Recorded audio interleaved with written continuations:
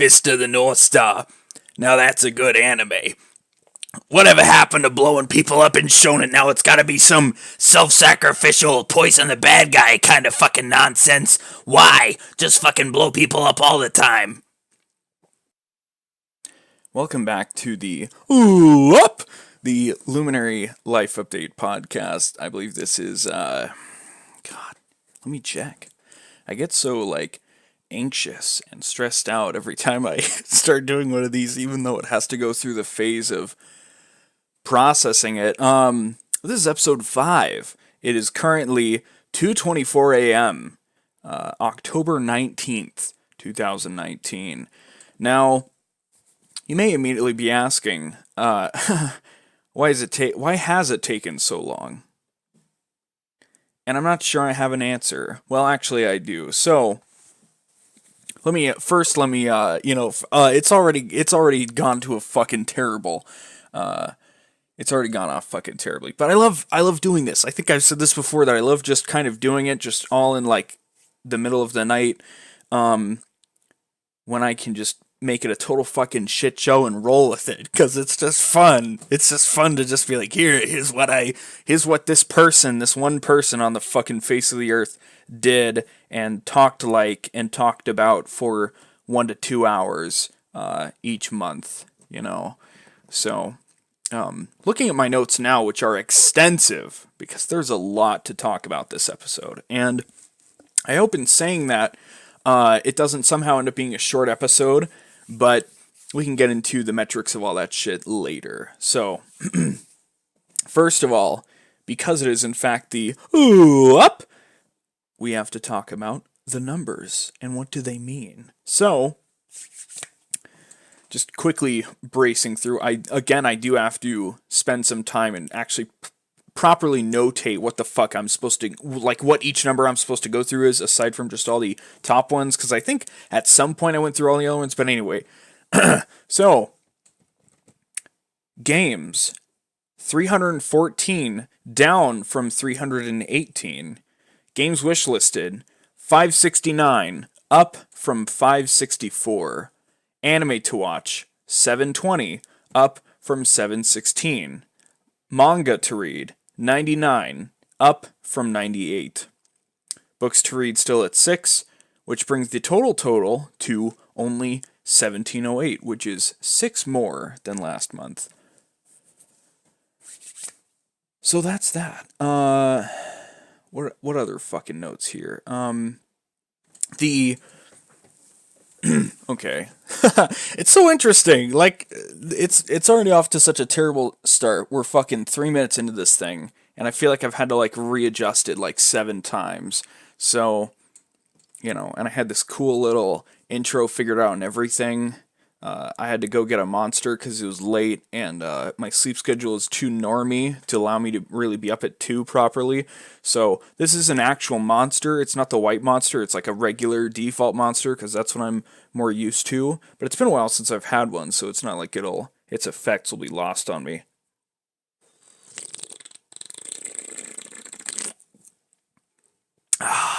Doom 2016 was pretty good, but it ain't as good as the classics. Anyway, I've got that, and I've got my glass of water as necessary for oration of long periods. Anyway, as for the numbers that I talked about a fucking minute ago now, my notes here that I wrote, before the end of last month, and now they've just been added on, so there's so many fucking notes. But anyway, the numbers are kind of warped when you think about them, because the games are all just one thing. So, games I list as a single series. So Red Faction, which I'll get into later, is 4 games, 1, 2, Gorilla, and Armageddon. But I list it as... No. God, this is off to such a terrible start. Hold on a minute here. Okay. Could this be the worst episode yet? Who fucking knows? Anyway, to further clarify what I was just talking about. So, games are listed individually. on the list. So it actually comes out as 4 different games for Red Faction, for example, not like each series. So there's the 4 Red Faction games, which are 4 games. But when it comes to anime, I consider it as like one whole franchise. So like if there's multiple seasons, I consider it one thing.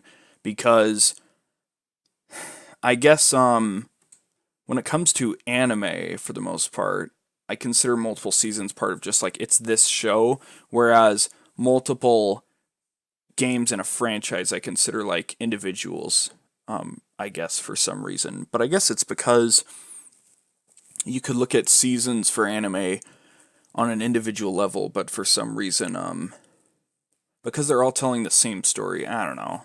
I guess games in my mind are more individualized because of just all the gameplay elements and the graphics are often so drastically different from each one, or at least they should be.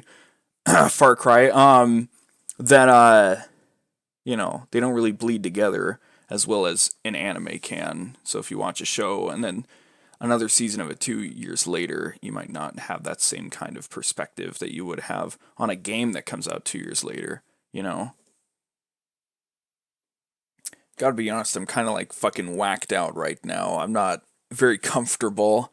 I don't know why. I'm feeling this weird kind of like stress and anxiety from doing this. But anyway, last point about the weird warped numbers thing is that when I add a show, so the reason that it's done like multiple games versus like one show is that when I add a show to my anime list, I only pick like the entry point. So if it's like Gundam, I'm not going to add like all 40 things of Gundam, whether or not I plan to watch all of them. I'll probably just start with each timeline and go from there. I'm probably not going to go like order of release or anything. But anyway, when I add things to my anime list, I just start with the entry point because there's no point saying like, oh, I'm going to watch this show, so I might as well add the second season and the specials and blah, blah, blah, blah, blah, blah, blah, blah, blah to it. I'll figure out, if I see all that stuff, I'll go to the r/anime subreddit, and they have a cool little watch order wiki. Go there. People will have filled in themselves like, hey, if you want to get into this, here's how you should go about it. Here's the release order. Here's other orders that might be interesting, blah, blah, blah. So go to that, figure out what the entry point is, mark that. Then when you finish it eventually, you can just fucking go to its page and say what other kind of sequels / specials or any other things there are, So there's that. This episode, I feel like, is going to be a total fucking doozy for some reason. I think it's just the number of stuff that's going on, frankly. The number of fucking notes. There's been, transitioning straight into the IRL update, there's been a torrent of very minor things, but just a lot of them happening at once to me, which has been very crazy and spectacular. How many times will I have to pause and take a short little break? Who knows? But anyway, there's just been a lot of little things that have happened to me lately that I will go into later. That's all in the other topics section. Anyway, it's time for a very quick and important, I would say, IRL update. So, I'm not back in school. So as a result, it's job hunting season, boys. But, my dad put a deadline for me in December. December is when I'll start paying rent. That's cool. Great. Gonna contribute to the house finances. Great. We already know, listeners of the podcast, all non-existent dedicated fan base, that I already had my own deadline of early November, and I've made that clear to my parents as well, that like, hey, this is going to be the absolute latest. So, if it's October 19th right now, what am I doing? Well, a whole lot of nothing still, frankly. I've been busy with just daily doing shit, right? I've been quote-unquote productive on my lists at the very least. I haven't been fucking around that much. I've been making serious progress, which I will detail later on. But, yeah, so I got multiple places to look at, and it's really just a matter of time. The closer it gets to November 8th is, there'll be more and more pressure on me, and it's very possible I'll have something within the next week. But either way, I think like November 1st is the absolute latest I could relent myself to, so to speak. So, get hype for the November episode, probably. And then get hype for the December episode when uh,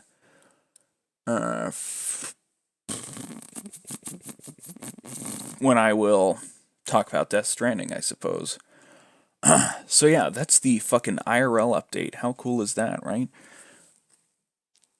Anyway, this episode took a while to get out because I have had a very normy sleep schedule the past like 2 weeks. It kind of happened accidentally. So I can't remember what happened, but I had to be up early for something.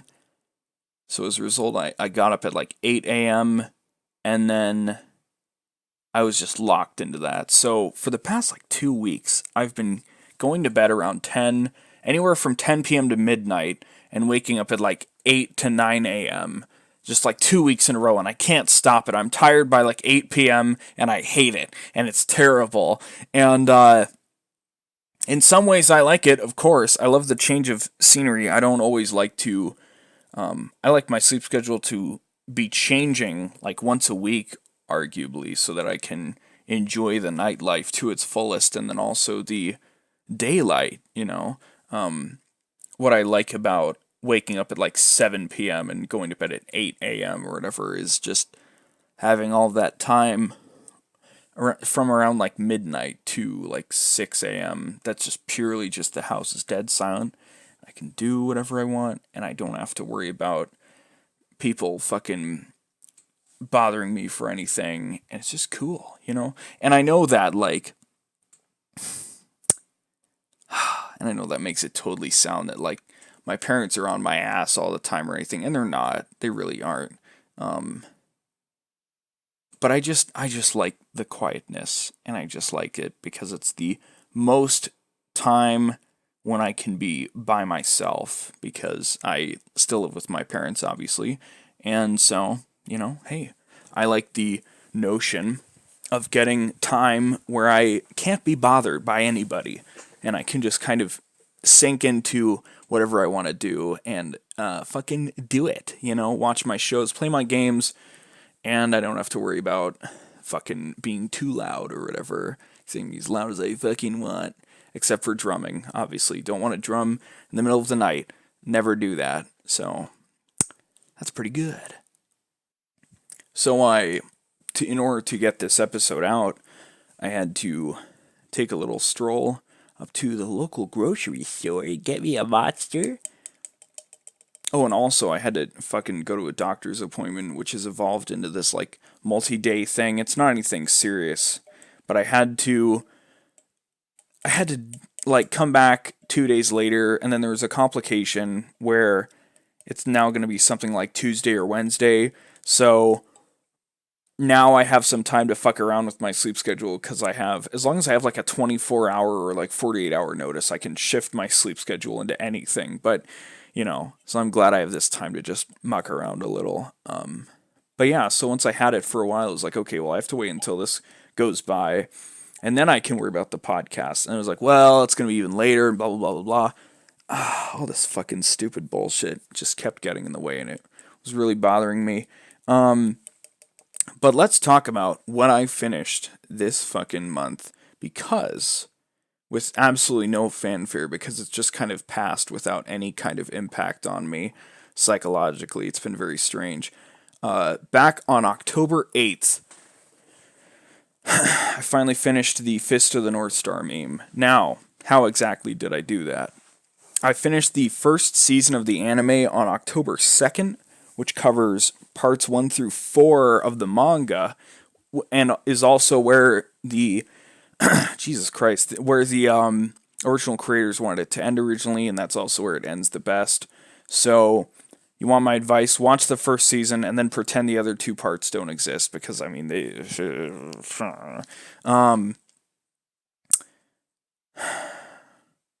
So yeah, finished the first season, and then I was like, well, I could do the episode, but I'm so close to being done already. I don't want to fucking do it until I'm totally done, because then by the time I do the November episode, it'll have been so far long. It'll be so far gone since then that I won't even really remember what it was like. So then I started reading the manga. Ooh, got some fucking chills. This episode is just a fucking roller coaster right now. It's going to be like a really uncomfortable episode to listen to, I'm sure, for me and the audience. So, I guess sorry. At this point, this just exists to be a outlet for me, I suppose. So, but I put it up publicly because I'm a fucking loser or something. Anyway, finished the Fist of North Star anime. I would have watched the second season of the anime because it covers part 5 out of 6 of the manga, but I couldn't find it anywhere in HD. You go to like all the classic sites, quote unquote, you'll find 360p, which I'm not fucking doing for a show from the 80s. At the worst, I can do a 90s show in 480p, but I'm not doing 360p for anything that was cell animated or 360p in general. 480p is like the absolute, like, rare, I guess, kind of quality. Like if I really have to watch something. Otherwise, I'm just not going to bother. I need at least 720p. So, since I couldn't find it, I'm like, well, I guess I'm starting the manga early because I was already planning on reading the manga once I got to part 6. So, part 5 is pretty decent. It's got 2 big arcs to it. It's got more notable characters. The second arc is much bigger than the first one, and honestly, it does kind of come off as kind of fan fiction-y, but I don't know. I guess it does explain a bunch of things that really didn't need to be explained. It was just like, oh, I guess this is something we could have gone into. But yeah, it was weird. And I would have much preferred to have fucking watched it animated, but I didn't really have a good enough option available to me. So, I mean, especially when you consider it's 360p, like, upload, right? It's not like they found the video in 360p and then they slapped HD subtitles over it. It's like the fucking video and the subtitles are in 360p, which they're still perfectly readable, but I was not gonna fucking do that. They're perfectly readable, and like that's about as good as you could describe them. They're not crisp. They're not really clear. So had to switch to the manga, which was a totally fine experience. It was great. It was a good chance to listen to the soundtrack, just a shitload. Like I came to really, really, really enjoy the soundtrack while I was reading the manga, and yeah, it was really cool. If anything, because the soundtrack sounded way better than it ever did in the show, for whatever reason. So I was pretty ecstatic about that. Once I found like a really, really high quality version of Yua Shock, whatever the fucking Japanese title, because it actually isn't called Yua Shock, but yeah. So yeah, Fist of North Star. It's a pretty fucking sick meme. The way I opened this podcast made it sound like I was being unironic when I was saying like it's a fucking great show. It's not a new favorite, I'll tell you that much. It's a well, I don't want to say it like that. I really like the fucking setting and the characters, and I think it can be very bland in places, and the first part is really fucking boring by comparison. There's a lot of villain of the week shit that's fucking bleh. But once you get to the end of part 1 and they start like setting things up, it's much better when the arcs go from like 2 to 3 episodes to like 5 to 6 episodes, to where you've got like an arc every now and again that's like 20 episodes long or like 15, and you're like, oh my god, oh whoa, it's like these characters are actually around and they're actually gonna get developed a little, wow. So it's cool. It was fun to watch Kenshiro be the badass that he is, because I'm not used to watching a show in general where the main character is actually the most powerful character. Hunter x Hunter and Berserk are some of my favorites, and one thing that I really like about both of them is that the main character, whether it be Gon or Guts, respectively, they're never the strongest person in any encounter. Well, not in any encounter, but they're not the strongest person on the roster and never have been. So that's cool. But it was extra cool to watch Kenshiro fucking blow people up. And it was also cool when, spoiler alert, every now and again, Kenshiro would actually meet his fucking match and be beaten. And you're like, whoa, how'd that happen? I mean, of course. Imagine your protagonist is nigh invincible and destroys anybody with a few punches, and then suddenly some guy comes along and is just able to defeat them, right? Like, what? Like, I was actually shocked the first time it happened. I was like, no way, what? So it was cool. The art in the manga was really cool. There weren't super amazing scans of it up. The translation was pretty good. Um, there could have been, the grammar was a little spotty in places, but overall I was just happy that there was a translation.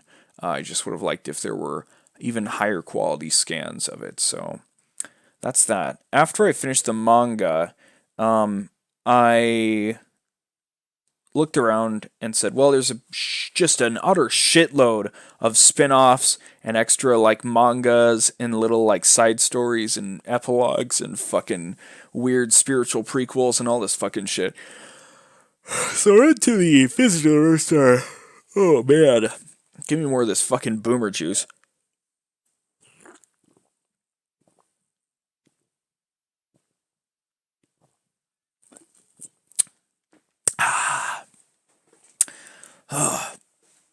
I just been cradling it the whole time. So, I went to the Fist of North Star subreddit and asked, hey guys, I'm a new fan. Once I finish the manga, what other stuff's worth checking out? And I got a few different replies, but I was able to trim it down into two things, basically. In 1986, while the anime was still airing, the same studio that worked on the anime made a movie, which was really kind of weird to me in the first place because Fist of North Star didn't always have amazing animation. It had very serviceable animation. It's not like it looked fucking terrible, because if it looked terrible, as soon as I went to the manga, I would have been like, oh, well, I should have done this the whole time. But I definitely liked having voice acting and color and the soundtrack. The voice acting was great, even though it was like really fucking like old school and mono. So like anytime anybody fucking yelled, all the mics in the room fucking clipped, and it was hilarious. And you get used to it. But man, once you start watching modern anime again, and you're like, wow, I can actually hear what they're saying. It's amazing. It's also a very colorful show, so I'm very glad I watched the anime because I like how many colors all these people have. People with white hair dressing in turquoise, and some people that are their entire color aesthetic is just fucking red. It's like, I have a red shirt with a red coat with red fur and a red fucking hairdo.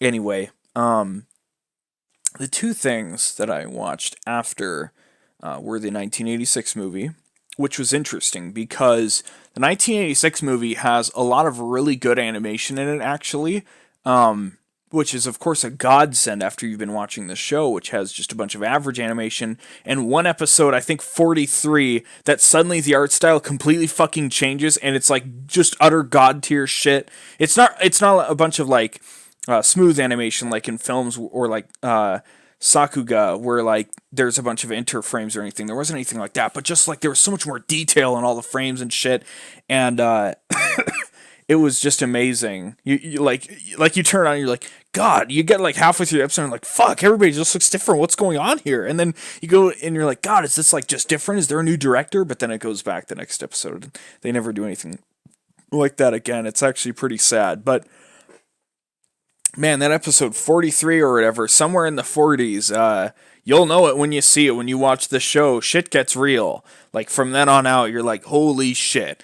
But the 1986 movie, sorry to keep diverging, the 1986 movie is weird. It's interesting. It's not particularly good. It's not super bad, but I would lean a little bit towards the bad perspective. So both things, both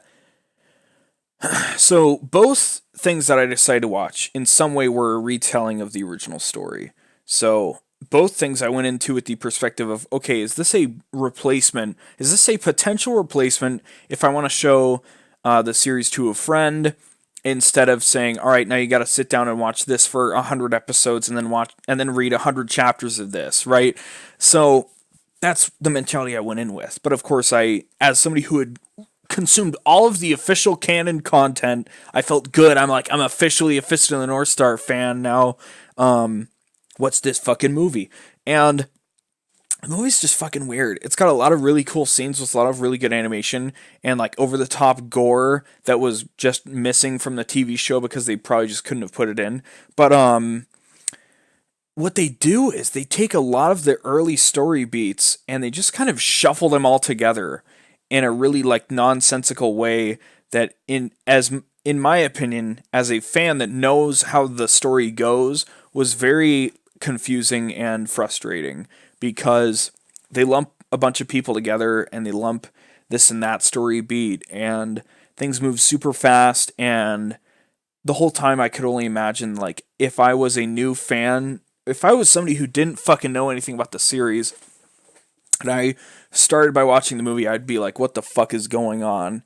Because I think you can maybe get through it if you've seen the show and you know all these characters and you vaguely know like what their basis was before they got fucking mangled into this movie form. But if you watch the movie by itself, I could only imagine that you'd just be like, yeah, well, Fist of the North Star is just some fucking soulless, stupid gore fest that's, kind of cool, I guess, when it's not. It has heart to it. It has passion to it. It's not particularly amazingly written, but it set the basis for all these shonen that followed it. JoJo set a lot of basis for shonen, and so did Dragon Ball. And Fist of the North Star came before both of them, I think. I don't know. Let me fucking Google that really quick. I know Fist of the North Star started before JoJo, but did it start before Dragon Ball? Let's see. Fist of the North Star. So it says here that the Fist of the North Star manga started September 13th, 1983, and Dragon Ball started 1984. Oh, suck it. So yeah, 1986 movie, weird. Should have been spent animating the show better. Again, it's really weird because it came out in the middle of the show's production. But anyway, and the show also has a lot of filler episodes in the front end of it, and then it kind of like tapers off. But then every like 10 or 15 episodes, they'll have a clip show, which is dumb. So I don't know what that's all about, but yeah. So Fist of the North Star, what a fucking meme, dude. The other thing, before I forget, actually, because I'm so fucking like weirdly out of it right now. The other thing that I watched to finish it off was the. Oh, also, last thing about the movie, its ending is like totally nonsensical. Like, whether you know Fist of the North Star or not, and you watch it, the ending is so. It's really over the top in a fucking badass way, and then it just ends in a really fucking weird way that like makes no sense to anybody, no matter your experience with it. So, and it gets worse because if you look it up on Wikipedia, it has an even different ending that like ends a little bit sooner. The theatrical cut ends a little bit sooner than like the later cut, and people hated that even more. So yeah, people hated the earlier theatrical cut. But yeah, anyway, 1986 movie. It's cool, I guess. It has one of the coolest scenes of Kenshiro, where, spoiler, he hears a girl crying, and he wakes up, and he was supposedly buried under a bunch of fucking rubble. This is towards the beginning of the film. It's amazing. This is how Kenshiro is introduced to you as a character. And he wakes up, and he starts walking towards this group of bandits, and they can't see him. But then some buildings like rumble in the distance, and it's just this figure that's just covered in dirt. So it's just like a blobby like sand mud band thing, and these buildings just fucking fall like directly onto him, and he just fucking walks straight through them as they're falling on him, and they're all cracking, and there's just all this really sweet animation of just all like the cracking and the rumbling of the buildings as he's just walking through them, and it slowly chips away at this outer shell of mud, and it just reveals him like covered in a cloak, and then he just takes the cloak off, and he's got a beard and shit, and it's just amazing. It's fantastic. It's fucking great. I wish that was in the original story, but it wasn't. But yeah, that's probably the coolest scene in the movie. So the other thing I watched now that I'm here was the Fist of the North Star Pentology that came out in the mid to late 2000s, which is just like the 1986 movie, very, very strange. Now, first of all, disclaimer, I watched the first two of the Pentology, and then I just fucking noped out at that point. I got about 10 minutes into the third one, and I said, I can't fucking do this. So, what's the problem? Well, first of all, the obvious one, the art style, it's alright, but I don't think it really works with Fist of the North Star like the old one did. Rao's voice, who's like the main antagonist of Fist of the North Star, not the same. He sounds really fucking old, and he has this, I don't even know how to do it. He has this like raspiness to it that you'd only hear from like a really fucking old man. And well, I don't know about raspy actually now that I'm remembering, but it was a deep voice, but in the wrong way. And there was just like when in the old show, when Rao fucking spoke, he just always was fucking grumbling his voice like super gravelly, like oh, and it was amazing. Rao has become one of my favorite anime characters, honestly, because I've figured it out. Everyone has like a specific character personality that they really like. You know, maybe like the sly trickster that always manages to kind of like outfox his opponent or whatever. I figured out, I'm all about the fucking like hardcore badasses that are gonna go to extreme lengths to secure their victory, no matter what kind of ridiculousness that entails, including people like Guts and Rao, because I just love seeing people get angry and fucking grit their teeth and just persevere through combat or whatever the fuck they have to do. So if there's a character like that in a show, chances are I'm gonna be a fan, or probably just the fucking like quiet reserved edgelord. That's the other one that I'm really gonna be into. That's like very like elite. Oh, I'm so fucking cool. So yeah, anyway, Rao, really cool. One of my favorites. So really didn't like how they butchered his voice. Now, how does the Pentology work? Does it adapt like a part per movie? Actually, now that I say that, that sounds like a really good way to do it. But that's not how they did it. The Pentology is very, very, very strange. I'm too lazy to fucking bring up what each one is, but what I can tell you is the Pentology adapts the story of Fist of the North Star from the perspective of one character at a time. So basically, every event that this character that the movie's about sees is highlighted. Even if they're like a minor character in like this event or like arc or whatever, like they show the entire thing. So like I don't even know how to explain it properly, but it's just fucking stupid. It would be like if you watched, okay, like right off the top of my head, I just made this fucking metaphor up, and I don't know how good it is, but it makes sense to me. It'd be like if you watched Tom and Jerry in a trilogy, where you see the first movie is from the perspective of the fucking gray bulldog that's in every occasional episode, but you only ever see the scenes when Tom runs out and the bulldog gets involved, right? And then it rolls the credits, and then you watch the next one. And each of these, the odd-numbered Pentology films are an hour and a half long, and 2 and 4 are an hour long. So it's about 6 hours long in total, 6.5 or whatever.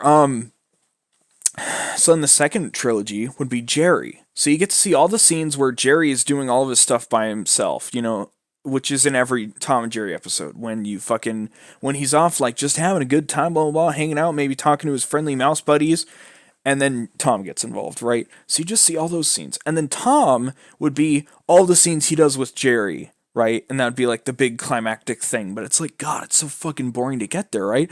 And it gets worse because while they do adapt it chronologically for each character, they fucking added a bunch of fucking fillery bullshit into Rao's story. They didn't even fucking, like, do it directly. They're just like, oh, here's some fucking prequel horse shit we came up with that's, like, what he's supposed to be doing before Kenshiro rolls up to the scene. Because Rao isn't even introduced until, like, halfway through the series originally. So, God, it's just fucking stupid. And then, like, I'm just sitting here like, okay, maybe it's going to adapt things from, like, the front to the end over the course of the pentology. But you're dealing with shit that's in, like, the mid 30 episodes in, like, the second movie, and then in the third movie, I don't know, it's just fucking weird. It's really weird, and it was a really stupid way to do it, frankly. I opened the other 3 movies, and I just kind of skimmed through them to be like, so how do they highlight these other things? It's just fucking so scatterbrained and stupid. They didn't even, like, it just didn't make sense. Why would you... At the very least, they could have picked the characters based on, like, when they chronologically appear, so that, like, you save Rao for the end or whatever, but Rao's is fucking third, and you see some of his shit in the first or second movie anyway. Because they're like, oh, well, now that's relevant to this, I guess. God. Jesus Christ. It was just terrible. I just gotta be honest. Just, God, what a fucking terrible fucking idea. Just... give me a readaptation. But now I'm upset because if there was a readaptation and they use that fucking Rao voice actor, I would be upset. I'd be very upset. And I'm not saying when I said I hope the movies are a replacement for the original show, it wasn't that I was eager to replace it. I don't think it would be ever possible to replace a show with just a series of movies and have it be as good at telling its story. Because most likely, there's not enough filler to cut out to get there, right? So, yeah. Anyway, the show will always be superior to the movies in that regard because there's just more content, there's more things to cover.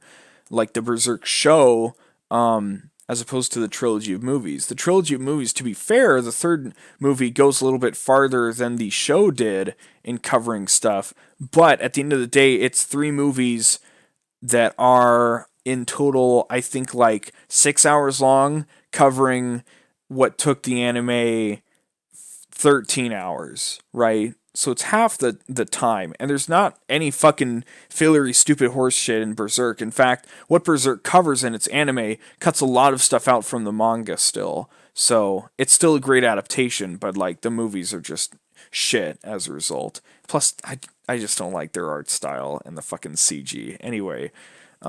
minor tangent. Fist of the North Star, cool fucking show. First 20 episodes are a total fucking slog. I got caught on them for, like, multiple years.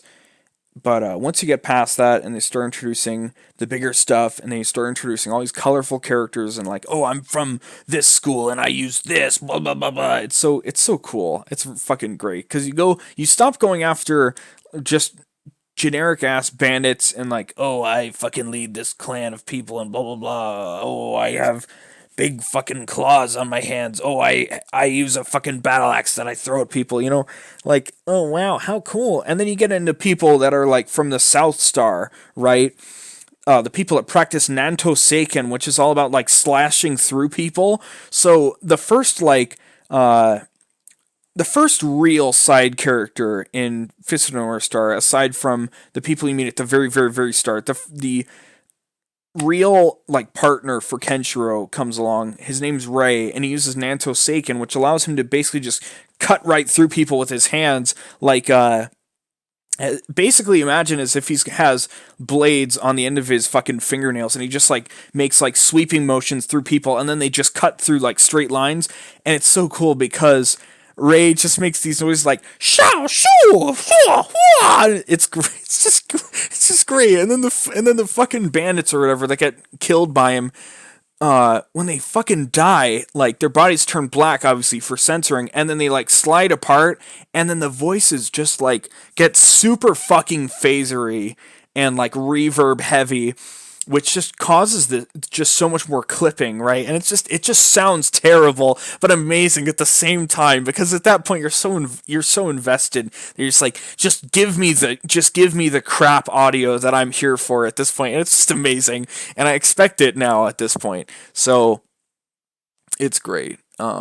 Really glad I watched it, and it's just cool. I think the main reason that I love just watching and playing new shit is just that once I'm done playing it and watching it, I feel confident about being able to talk about it. And then it's like, wow, I've seen everything there is to see. Like, I am aware of what this is now. It's like when I watched JoJo. From the outside, JoJo seemed like such a weird fucking thing that I never thought I would understand. And then I sat down and watched it one year back in 2016, and now I fucking know what JoJo's like, you know? I still haven't read parts 6 through 8, but I can imagine what they're kind of like because I know what JoJo is at this point. So it's just cool, you know? And when I'm like, wow, Fist of the North Star, how could this go on for 100 episodes? I'm saying on like episode 19 when he's just killing more bandits, like, oh no, this town's been attacked. Oh God. It's like, how could this go on for 150 episodes? How do they do that? And then they don't. That's why, because it had to change and evolve and do this other cool shit and introduce new fighting styles and blah, blah, blah. And Kenshiro just becomes a total fucking badass with all the powers he has. One of his powers, I'm not even going to spoil the ultimate technique that is the actual reason at the end of the day why I watched the show alongside the Omae wa mo shinderu meme from 2016. Oh no, it was 2000. No, I guess I don't know. I started Fist of the North Star 2016 or 2017. I can't remember. Anyway, but you know, his ultimate technique is what made me watch the show. But I'm not even going to talk about that. I'm not even going to spoil what that is because it's fucking sick. But I will spoil one of the big like techniques of the successor of Hakuto Shinken, which is his martial art, is he has this ability that allows him to after he fights somebody once, if they use a special martial art, if he fights them once, the next time they fight, he already knows all of their moves and can perform them. So basically, every time he defeats a main antagonist, you're going to see the moves that main antagonist used later in the show at some point, which makes it just seem like this big fucking... Oh, Jesus. Makes it just seem like this big fucking RPG kind of thing, or like a Mega Man thing, right? Where you like defeat a robot master and you get their fucking special attack. So it's cool. I really like that. And it's like, ha, you can't defeat me with Hakuto Shinken. And he's like, what if I use this? And they're like, oh no! So it's great. Towards the end of the first season, there's more and more like flashbacks and weird elongations of the plot that really bothered me, I will admit. They really wanted to add a lot of exposition and like character development, like right at the end for a lot of characters before they were going to go away. So that was kind of annoying because you'd be like ready for like a big fight to happen and then they would go into just a shitload of fucking backstory stuff. And it wouldn't even be like JoJo where a character's backstory is half the episode and then they fucking die or whatever, you know. It would be like the entire episode is the backstory, but it would just like halfway through cut back to the fight and then like in the middle of the fight cut back to the backstory, and it'd just be shit that's like not even really relevant. It would just be like, one day Kenshiro and blah blah blah did blah blah blah blah blah. And you're like, wow, that's kind of nice. Anyway, yeah, Fist of the North Star, pretty cool. Soundtrack is amazing. It's the first show that I've really gotten into with a recurring theme that has followed to like every fucking follow-up iteration of it, and that's the fucking Yuwa Shock theme. Yuwa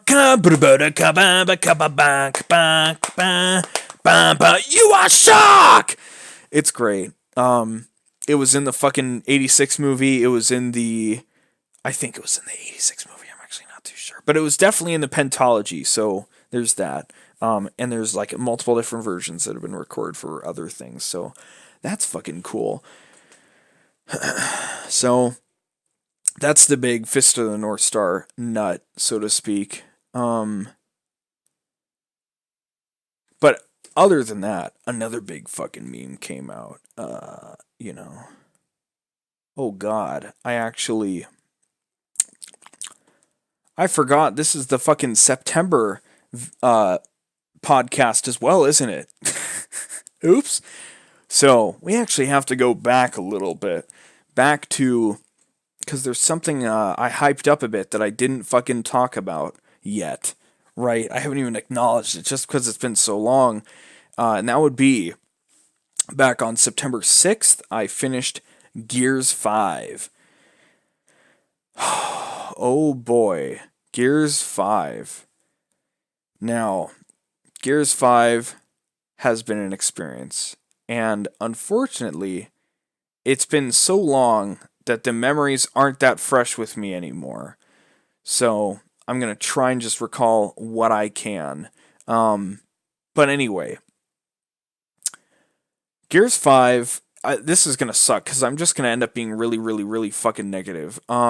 Gears 5, phenomenal game. The campaign is fucking shitloads better than 4. 4's campaign is fucking throwaway. 5's campaign, pretty fucking solid. It has maybe too long of a second and third act, but Act 1 and 4 are fucking bangers. They're so fucking, they're so solid. They're so tight. It's like, if you're a Gears fan, Act 1 and 4 are the shit. They're fucking phenomenal.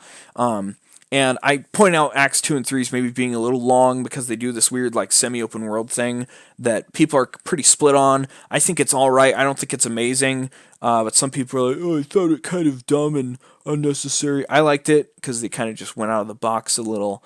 And for your first playthrough, it's not really that annoying unless you feel fucking pressured for some reason to finish it quickly. But yes, Act 1, what a fucking amazing way to start the game. Act 4, fucking amazing way to end the game. Now, because it's only 4 acts instead of 5, some people think the game's kind of short and that maybe we're missing a final act, but it basically just pulls a Halo 2 where, like, they could have put in, like, another hour to finish the fucking, like, arc there, but they're like, no, we're just gonna make another game. I mean, that was the story with Halo 2. Halo 2 was literally one mission away from finishing what Bungie had currently planned, but they did not have enough space left to, like, put it on there. So they were just like, yeah, fuck it, we're gonna have to make another game. And that's why Halo 2 had the cliffhanger it did. But instead we got Halo 3, which is a lot better in my opinion. I like Halo 3 a lot more than Halo 2. Instead of one more Halo 2 mission, But I wasn't there when Halo 2 came out, so I don't have the nostalgia goggles to really love Halo 2. I really like it. I mean, it added the fucking battle rifle. I mean, what's not to like, right? But I do, in fact, like Halo 3 more than Halo 2 because that's where my nostalgia goggles are, on Halo 3. So, yeah. But Gears 5, going back to the topic at hand, great campaign, different but upgraded Horde, in my opinion. I think it's pretty good. God, again, it's been a month and a half now.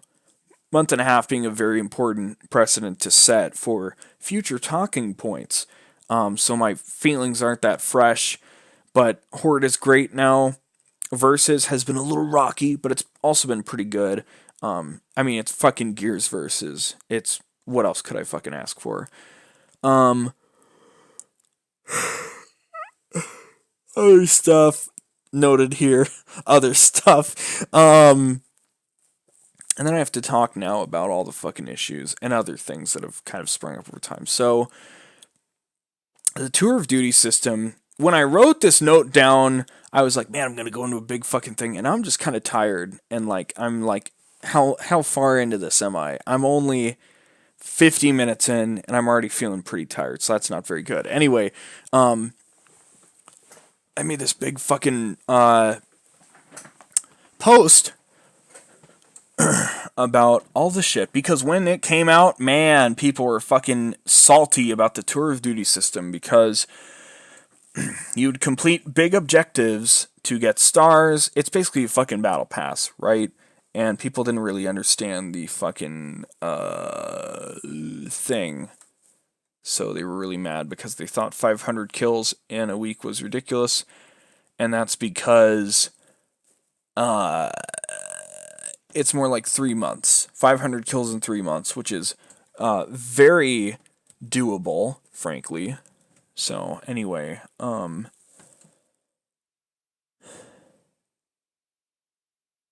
yeah. So I'm really getting sidetracked just because I logged onto Reddit to read this fucking post. Anyway, this is going to sound completely out of context now because, like I said, when I first wrote this down, it was only going to be 25 days away instead of 35 days away, or 50 days away. So anyway, I just want to read this out so I can do it in a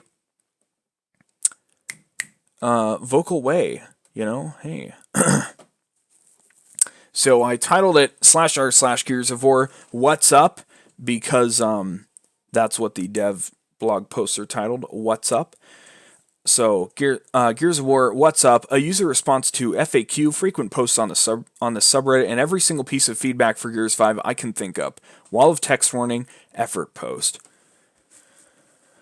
I would like to open by saying I like this subreddit. It was pretty awesome in the hype leading up to 5, and it still is. It's just buried a bit by a lot of negativity. I wanted to hopefully get a lot of very openly confirmed information out that it somehow is not still common knowledge, as well as address a lot of the negativity around here. It's very likely this post will either be buried or not given enough upvotes to live, as right now generally positive posts are not upvoted because everyone would rather fester in their bad vibes than try to look on the bright side. I've been a hardcore fan since 3, almost re-up 2 in Gears 5 already, 60% of medals unlocked, yada yada. My credentials don't add to my argument, but I do have some. Okay, let's begin. Tour of Duty. The Tour of Duty system is great the way it is. We are given 3 months to unlock a bunch of medals and do daily objectives, earning stars along the way that give us rewards. This is the gameplay unlocking cosmetic system that we all asked for during 4, every single one of us.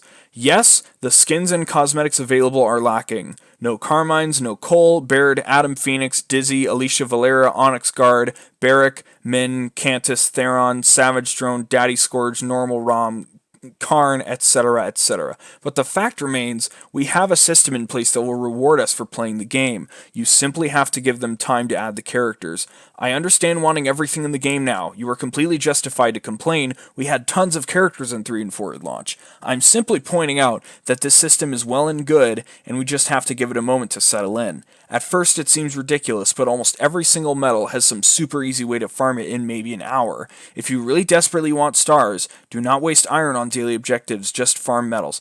Because, breaking from the Reddit post now, because you'd get 3 daily objectives, which could give you 1 to 3 stars randomly, and then you could do a free reroll for a 4th one, or you could spend premium currency to reroll a second time, up to, 10 to 20 to 30 to 40 to 50 iron per reroll, which was terrible because just do the medals that you don't have to reroll and are like always available for the next 3 months, right? So fuck people that spent iron on the game because it just continued the fucking microtransaction problem that people are complaining about, right? Anyway, back to the meme. Hell, buying iron to get more dailies is feeding into the micros that we all detest so much. If I see another post about unlocking Scarred JD after buying a bunch of dailies, I'm going to go insane. You people in particular are proving the validity of micros and ruining the game for the rest of us. All this information about Tour of Duty was in the September 12th What's Up. I would imagine if you seek meta information for a game, you would go to the developers for as official as it gets updates before coming to Reddit to bitch about something you do not understand. It's 3 months. 3 fucking months. Can we please shout everyone down who does not understand this yet? Put it in the posting rules or something so we can stop getting posts about, I only have 2 days left, this is dumb and the loot boxes were better. No, they really fucking weren't. Give the game time. Also, when they do add the characters, it has been thoroughly established they will be both purchasable and earnable, even after the tour of duty that brings them in. Downvote the ever-loving fuck out of people saying them adding characters is just to make more money or to charge us later. Yes, they will still make money off of dumb people who will buy the characters instead of unlocking them. But us, the hardcore Gears fanbase? Oh baby, shouldn't we openly accept the challenge? Push ourselves to conquer any quest set by the devs? Come on, this is fucking Gears of War, guys. The game with the machine gun with the chainsaw. We were hardcore from day one. How dare anyone even ask, gee, I wonder how much we're gonna have to grind for them, fucking TC. It's a cosmetic unlock through gameplay. How is this so hard to understand? We all asked for this. Sure, there are micros still in the game, and I do not or have ever expressed any defense of micros, so I really better not fucking see any comments about it at all, but they're in the game, and if you really wanted to have a bulletproof condemnation of them, I would recommend simply not buying the game in the first place. That shows some real restraint and pride. No, seriously, I recommend it if they really bother you that much. My personal general complaints. Things I actually dislike about the game that I think are all, by themselves, much more important than any of the skins slash micros slash cosmetics talk. Step aside and move on. Campaign. Dell's AI is really bad, has a habit of getting stuck or just slow walking instead of running along behind players. I never noticed Dell getting stuck when I was playing, but he did in fact end up super far behind a lot in story locations. Jack components collected can reset if you go back in chapters. Now I have to make a run for all collectibles and then another one after to collect all components instead of doing it piece by piece. Aggravating. The Scavenge from All Fallen Condors achievement only works if you do it on the same save file. You can't simply go to them in Act 2, then skip to the one in Act 3. You have to grab the ones in Act 2, then play all the way through to halfway through Act 3 when the bridge rises so you can grab the last one. I don't want to do that shit, are you kidding me? Versus. The game now has aim assist, a la Halo 5, where bullets can magnetize onto targets if you aim close but not exactly on them. I'm kind of torn on this. I don't think I like it, but I just wanted to bring it up as a very noteworthy change. Also, tuning is the same across all modes, even ranked, except Escalation has competitive aim assist. Why? I know it's the super competitive esports mode. I played 5 matches for Esports Kate before that ended, and holy shit is it intense, but shouldn't the aim assist be the same for all ranked modes? It seems TC is trying to have their cake and eat it too, by saying core and comp have the same tuning, but they kind of don't. Either leave aim assist in Escalation, or turn it to competitive for the other ranked modes. Do not leave this as a weird discrepancy. Arcade quick play and social quick play are rolling matches, which means you end up in a lobby and it'll just keep rolling with the same people match after match instead of throwing you in somewhere new. But here's the big problem. Most of the time searching for quick play puts me in a brand new match, all shiny and clean with a full roster on both teams, and the match is just about to begin. This is not something I care about as part of quick play. When I quick play in 3 and 4, I look forward to ending up in some sort of scenario I have to quickly work out. Who are the good players? What are the bots doing? What mode is this? Did somebody grab Torquebow yet? Etc. In 5, I noticed you get put into fresh matches, which is cool for the moment, but when the second match rolls around, some people have left, and it takes a really long time for them to be replaced, if they are. 3 matches in today, there were 2 humans on my team, including myself, and 3 on the other, to which they got a 4th human later on, which made me pretty angry, TBH. I don't know what needs to be done, but please adjust matchmaking to prioritize matches that are underway. I really do not care for squeaky clean matches in the chaotic hellscape of social quick play which I've called home for 8 years. The rolling matches bringing in almost no replacement players over time is made worse because of, most of the time you don't even get to vote on a map and mode after a match in any of the 3 quick play playlists, arcade/social/AI. What happened? This worked fine the first few days, and now it just seems to auto-pick something and move on. If you're lucky, you have a couple seconds to skip your post-game XP counting and slam vote on whatever you can decide will be the most fun in 1.4 seconds. This sucks! If the 10 people there want to vote for a rematch, or to desperately get the hell off Warzone, why the fuck is Warzone in the quick play playlist anyway? It should be TDM, Dodgeball, King of the Hill, and Arms Race. You know, the most frenetic and non-stop action modes that are pick up and have fun. And sure, Guardian 2, whatever. They really need to be able to. If I somehow make it through a match of Guardian on Icebound, Lord help me, and the game auto-picks Guardian on Icebound again, I'm gonna fucking shoot myself. With a snub in my foot, not IRL. Haha, come on guys, it's a game and a joke. A gripe, not a valid complaint, you can skip this one. If you're like me, you're probably tearing your hair out right now trying to play Versus because there's so many people that don't know how to play Gears. They're walking around, they don't use their Nasher, they can't even wall bounce 9 times consecutively. I joke. It's maddening. This happens every launch, whatever, we will survive, just have to wait a couple months for the real Gears 5 to begin, you know what I'm saying? If you're a new player, you should pretty much always be sprinting or sliding into cover if you're moving at all. A good tip to start with as you build up your skills. Now for a PvE combo of things, but also a quick break for some monster.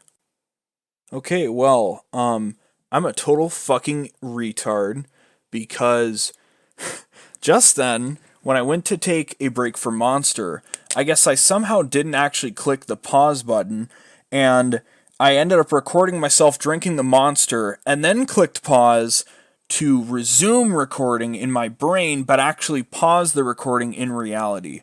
So I just talked for probably 30 or 40 minutes, and I was really passionately talking about Gears and all this other fucking shit.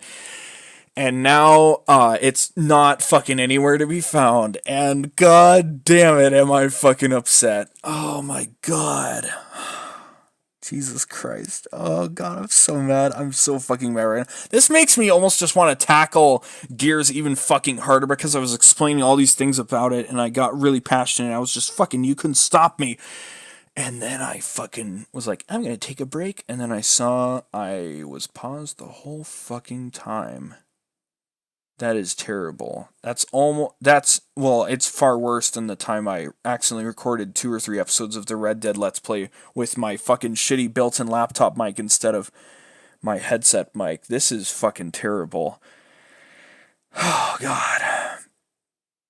I'm gonna go figure out where I was in my Reddit post, finish reading that, and then hopefully just continue on with whatever the fuck I was talking about, because I swear to God, I'm so fucking upset right now. I didn't need that. I didn't need that. A lesser man would probably fucking kill himself at this point, but oh God, how fucking annoying. Let me gather myself. Eyes weak, lids are heavy, there's vomit in my mind already. Anyway, PvE combo, let's fucking get... God damn it, I'm so fucking mad. I took a couple minutes to look around and be like, God, what did I fuck up? So what I do is I live while I'm doing the podcast as I address each topic and I'm done. I delete it off my little memo thing, but I make a copy before I start in Discord, so I always have the full thing at the ready for when I make the timestamps later. So I'm glad I didn't fucking lose it, even though there wasn't a whole lot to bring back. Anyway, God, I'm so fucking mad about that. I can't. Oh Jesus, I kind of want to stand up for this now, but I shouldn't because I can't fucking see my laptop properly. Then all right, but for real. PvE combo, escape and horde addressed kind of together just because it was easier that way. Hold on, I gotta burp. Hold on. Oh, it's not coming. Hold on. Oh, it's just one of those teases. Anyway, alright. First of all, why the fuck is escape even above horde in the main menu? Whose idea was this? Escape is the newest mode, and the one returning fans are... I had to look over and make sure I was recording. And the one returning fans are the least interested in. I like Escape. It's a cool addition. Thank you, Rod. Very cool. But it shouldn't be above Horde. This is probably impossible to change at this point, but it will make me angry forever. UI guy, you really let me down this time. Escape's pretty cool. I don't really have enough experience yet to complain outside of sires need to be chainsawable. In general, I think they're okay where they're at, but it makes no sense to me why we were able to chainsaw them in 2 and yet can't now in 5 when the chainsaw on the Lancer is presumably stronger in-universe than it used to be. Cat and Emil really need more cards to be in line with other characters. As it stands, Cat doesn't even have 5 completely useful cards to use in Escape. I get she's an engineer first, but everyone would be happier if she was more valid to use in Escape. Thank you. Not a huge deal, but something that should be addressed. I see a lot of people in Horde depositing their power instead of buying perks. For engineers, this is totally reasonable, and perhaps you want to start a trust fund with other players to help build fortifications or something. Engies, go ahead and deposit. Everyone else, it is appreciated to deposit to the fabricator, but you should really be focused on buying and upgrading your perks. I feel like there's a lot of unspoken tradition and reasoning behind all Gears modes, and it's somewhat regretful that the game isn't chock full of tutorials to explain the finer details of Horde, but of course nobody spending $2 on a game wants to sit through a bunch of tutorials to maybe try and understand how to play it properly, right? Buy your perks, they're useful. I saw an Emil yesterday walking around with 16k on like wave 17. What are you doing, bro? God, I just took a moment to remember all the things I talked about and write them down so I don't fucking forget. Ammo boxes and Horde will spawn in the intermission of every wave, and also will spawn mid-wave if enough time passes. Please consider the other players on your team when grabbing ammo boxes. Era Boys, Marcus and JD, and Engies, Dell and Kat, don't really need the ammo boxes, but Snipers, Foz, and heavy weapon guys, Sarah, do. Everyone can grab them and be totally justified. If you see another player approaching the same ammo box, though, maybe wait a moment and consider if you really need the ammo or if they do. I can't reload the shit out of my boom shot without getting closer. I think it's interesting now, again, taking a break. Reading this Reddit post was supposed to be just a straight shot, and it kind of was up until that fucking nightmare. And I guess that's just bringing it back in line with how stupid this whole fucking podcast has been, and how I said it was going to be the fucking worst episode. It's already 4:07 a.m. I probably cut out maybe 10 minutes of speaking before, so let's just say I lost at least 30 minutes, probably more like 45 minutes, probably more like an hour of talking due to my fuck up in pausing. So I'm livid. I'm totally livid. This is my punishment for taking so long, I guess. I get to live with the fucking existential dread knowing that I talk to myself about things I already understood very well for no reason for 30 minutes. I just wasted that time that I could have spent watching a show or working on characters more. Anyway, Jack has some issues, which is totally understandable since it's a totally new playstyle. Couple examples. On launch, a friend tried out Jack in a Horde match, and after a hijack was unable to do any damage with their zapper or get any assist points. Secondly, I was playing Jack in Horde yesterday working on assists. When I finished a hijack, I started freezing despite no ice scion being near me. However, there was a scion spraying the area I was at when I began my hijack. Well, after some time, I was completely frozen to the point of slow movement, but every time I cloaked or decloaked, it would reset me to no freeze, but begin freezing again. I didn't have the chance to test if respawning would work. It did fix the zapper issue for my friend listed earlier, because I left the match after a couple waves around 30 and didn't really like my team. The PC port performs generally well, but as someone else said yesterday, the recent drivers have caused this recurring consistent issue where every time you go to a loading screen for any mode, your entire PC will lock up for about a full second. Obviously not very noticeable or bothersome if you're focused on the game with nothing else going on, but if you're listening to music or watching a YouTube video, it will slam it to a halt completely during that full second. This is very frustrating. It can easily take you out of your mood in verses when every 8 to 10 minutes your music will cut out mid-song because Gears is just too damn powerful. Alright, that's all I got. I've been playing Gears 5 extensively since the early launch, and those are all my complaints and worthy mentions. All of these singular issues I find much more important than the whole Tour of Duty cosmetic fiasco. Gears is a game we play for 3 or 4 years. The characters you want are coming, I assure you. It sucks we have to wait, but all we have to do is wait. TLDR reminders. Tour of Duty is 3 months long. You have plenty of time to unlock the medals, even without farming, just play the game. Skins are lacking, yes, but only for now. You are totally just to complain about the swath of shitty banners and blood sprays, but it is not a serious problem so much as an inconvenience. There are genuine issues with the game that are far more egregious than a lack of your favorite combination of blue and gray. Please shout about them instead, for now. I love this game, and goddammit, if you're here, chances are you at least like the series. Welcome 5 with open arms. It needs and deserves your love, even if it isn't exactly what you want. Why else would you remain on this subreddit, anyway? I just want people to be happier around here. You're tearing me apart, /r/Gears of War. And that's the Reddit post. Just, reread the second half. God, I'm so livid about that. And it's ruined so much now. I have to reiterate so many things that I'm not going to probably go into detail of and be as passionate about. And now my nose is really fucking itchy and it's getting uncomfortable to fucking say all this shit. But I have to, because I'm here. It's the episode, right? I'm not redoing this. I'm in too far. I'm in over my head. I'm in somewhere. I'm in hell. That's where I am. So let's go through a bunch of fucking stupid things. Yeah, I'm going to just have to lightly kind of brace on these. I guess because I talked them out, I know how to directly explain my thoughts on them anyway. So, the game right now, Gears 5, all this stuff's going to be about Gears 5 when I mention the game or anything. You just lost the game, by the way.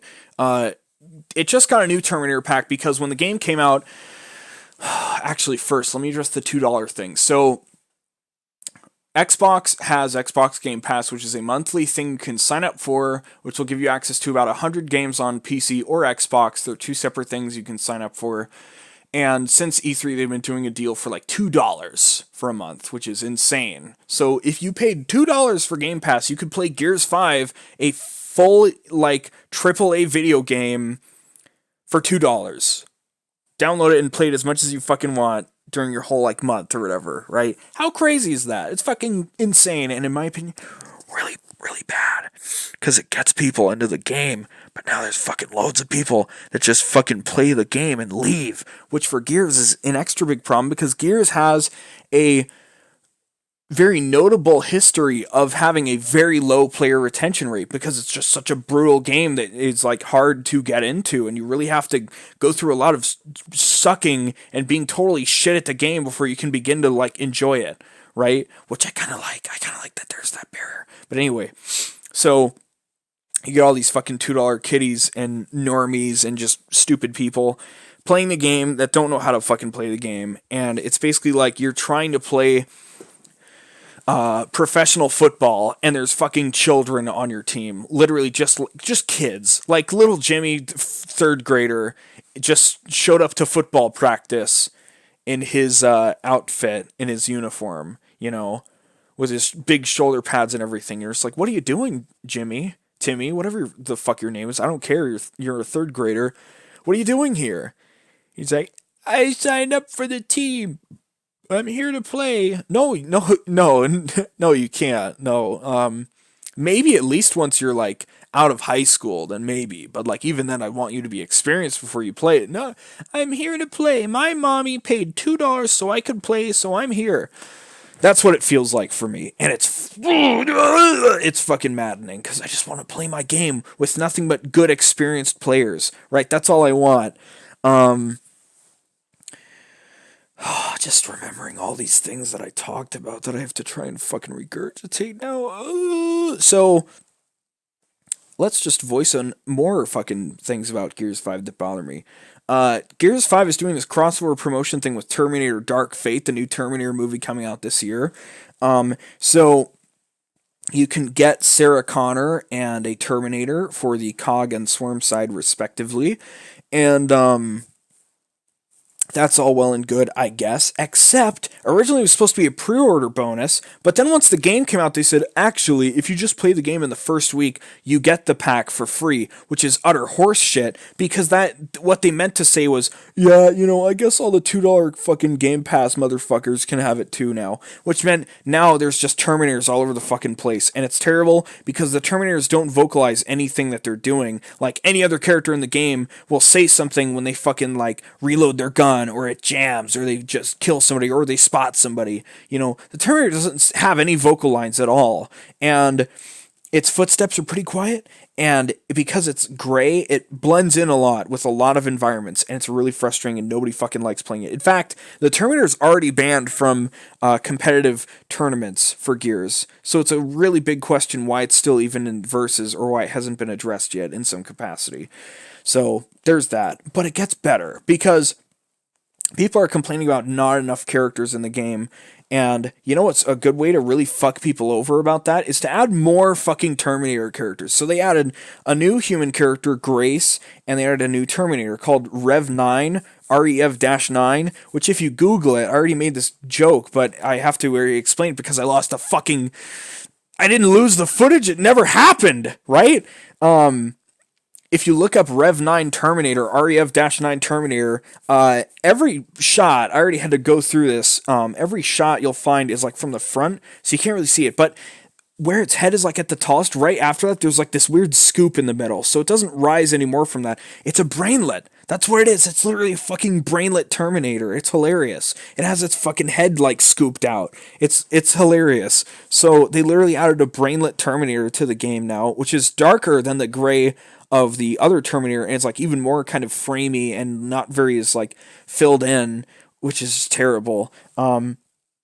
And you can pay $20 for those two characters. And they're actual characters, they're not like skins. So because Grace is a character, she has her own horde progression and cards and special abilities and everything. So it's fucking terrible. And the other shitty part is that now that pack's out, now you can fucking drop $20 to get the first Terminator pack. Like, hello, first of all, this second Terminator pack should have been free for Ultimate Edition buyers. This is bullshit. Second of all, why the fuck is the first Terminator pack now available? It should have been, if you played it in the first week, you got it. If you didn't, you never will. Because here's the thing, right? Something that's exclusive, something that's free now, but you'll never get it ever again, exclusivity, is way fucking cooler than it's free for this week, and then you can just buy it at any point 200 millennia from now. Nobody fucking cares at that point. Then it's like, oh, I don't care. I can just fucking get that whenever. If any random motherfucker can get this thing, who cares? Why would I ever care about this thing that anybody can get? Just drop some money. Like, if I was a kid, I know when I played Black Ops in high school, and I played Black Ops 2 in high school, I know that when I saw somebody with like the $3, like weapon skin, I'd be like, wow, that guy actually bought that. That's kind of crazy. He put money in the game. That's kind of weird. Now I just see it as cringe. This is another thing that I didn't write down, but I have this new mentality of monetization because God, there's just so many topics that flowed so perfectly into each other. Now I don't fucking know how they win. It's so frustrating. Oh God. So I'm just gonna throw a bunch of fucking darts at the board, and every time I forget where I'm at, I'm just gonna look back at my notes. So just you're in for the ride now. People like to argue that Gears 5 has a mobile monetization strategy, which is kind of hard to disagree with because it does have direct like monetary purchases and also a premium currency, which is super fucking stupid. It's a $60 AAA game. This shit shouldn't exist, right? But at least it doesn't have loot boxes. So I hope I already mentioned, but I better just be sure. So this podcast is going to sound like fucking utter garbage. The only possible value that this will have is the mad ravings of a man driven to insanity because he unintentionally recorded himself drinking a Monster and slurping instead of the 40 minutes of impassioned ranting about one of his favorite games and all the shitty mistakes and flaws there are in it. How great is that? I hope you're happy, America. So it's hard to argue against Gears having a mobile monetization thing. So, God, and where did that one go? So, see, at this point, I could pause and like try to recollect myself, and I'm not scared of pausing now because I will think about it. Speaking of which, let me go make sure I'm not paused right now. Okay, if I lost it again, I probably would have just fucking scrapped this episode and like, anyway. I could pause, but at this point, the insanity is like just part of this episode. This is gonna go down as like the episode that really deserves the dislikes that the other episodes already have. So let's go through the notes. Okay, Terminator back. All right, did that.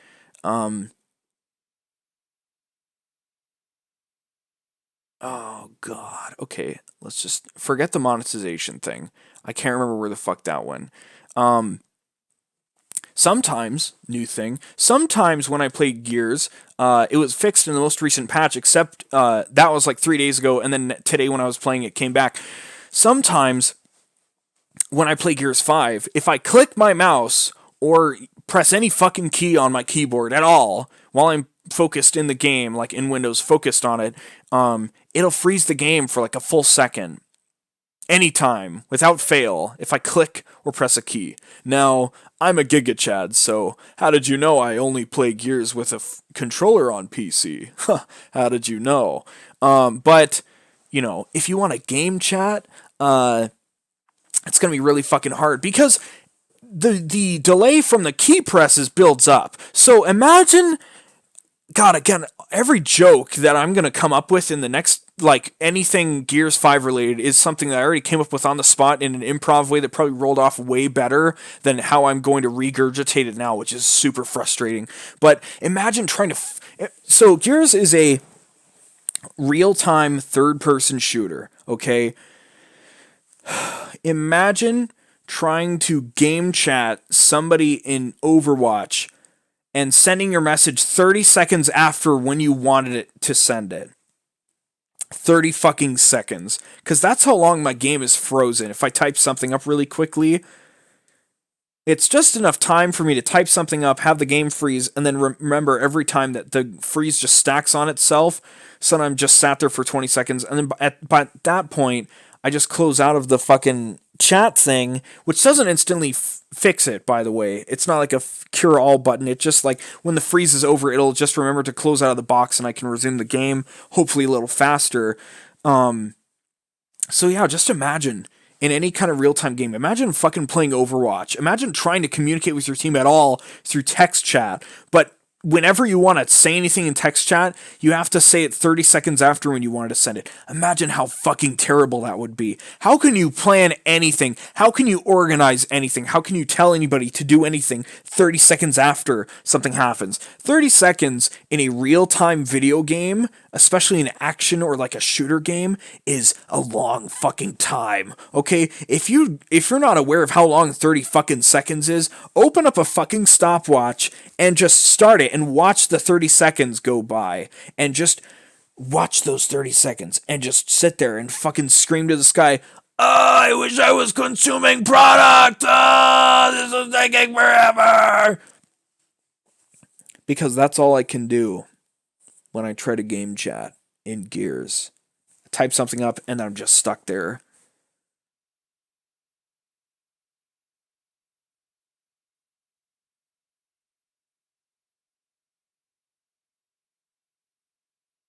And then I cancel the message.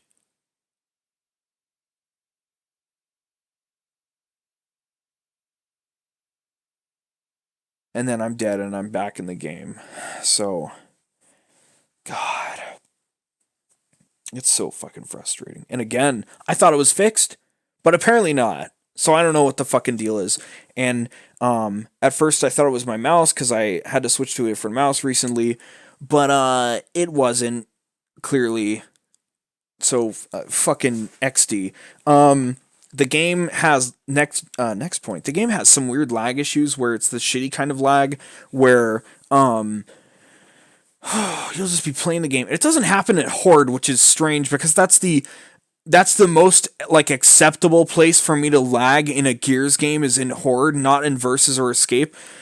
And it doesn't happen in Horde, but when I play Versus and Escape, sometimes randomly, like maybe once every 2 hours, like consistently, I'll hit a weird fucking lag bump where like you can fire or reload your gun endlessly and people just travel straight forward wherever they were for like 10 whole fucking seconds. And then, after that time, the game will snap back into like where it actually is and how everything actually happened because you just lagged out for a short period of time. But in Gears, you're going to be in the middle of something important and you're going to be fucking dead when you come back.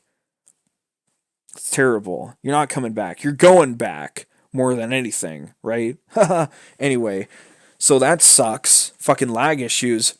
And again, the game's been out for a month and a half at this point. I was one of the staunch defenders when it first came out, and it's getting harder and harder and harder as time goes by to defend it because it's like, God, just admit you had a fucking bumpy launch. Admit there's so many problems with the game. You have a great foundation. The gameplay's fantastic. You just have to fix all these fucking problems and not be smarmy about it. You have to admit that you fucked up to some degree.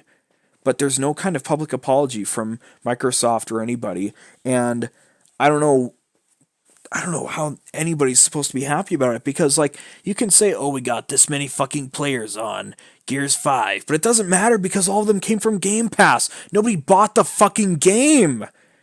There are so many people that were probably, like, at least consider themselves Gears fan to the point that, like, they have played every game and they wanted to buy Gears 5 and they're like, oh, I can just fucking buy Game Pass and play it for fucking a month, right?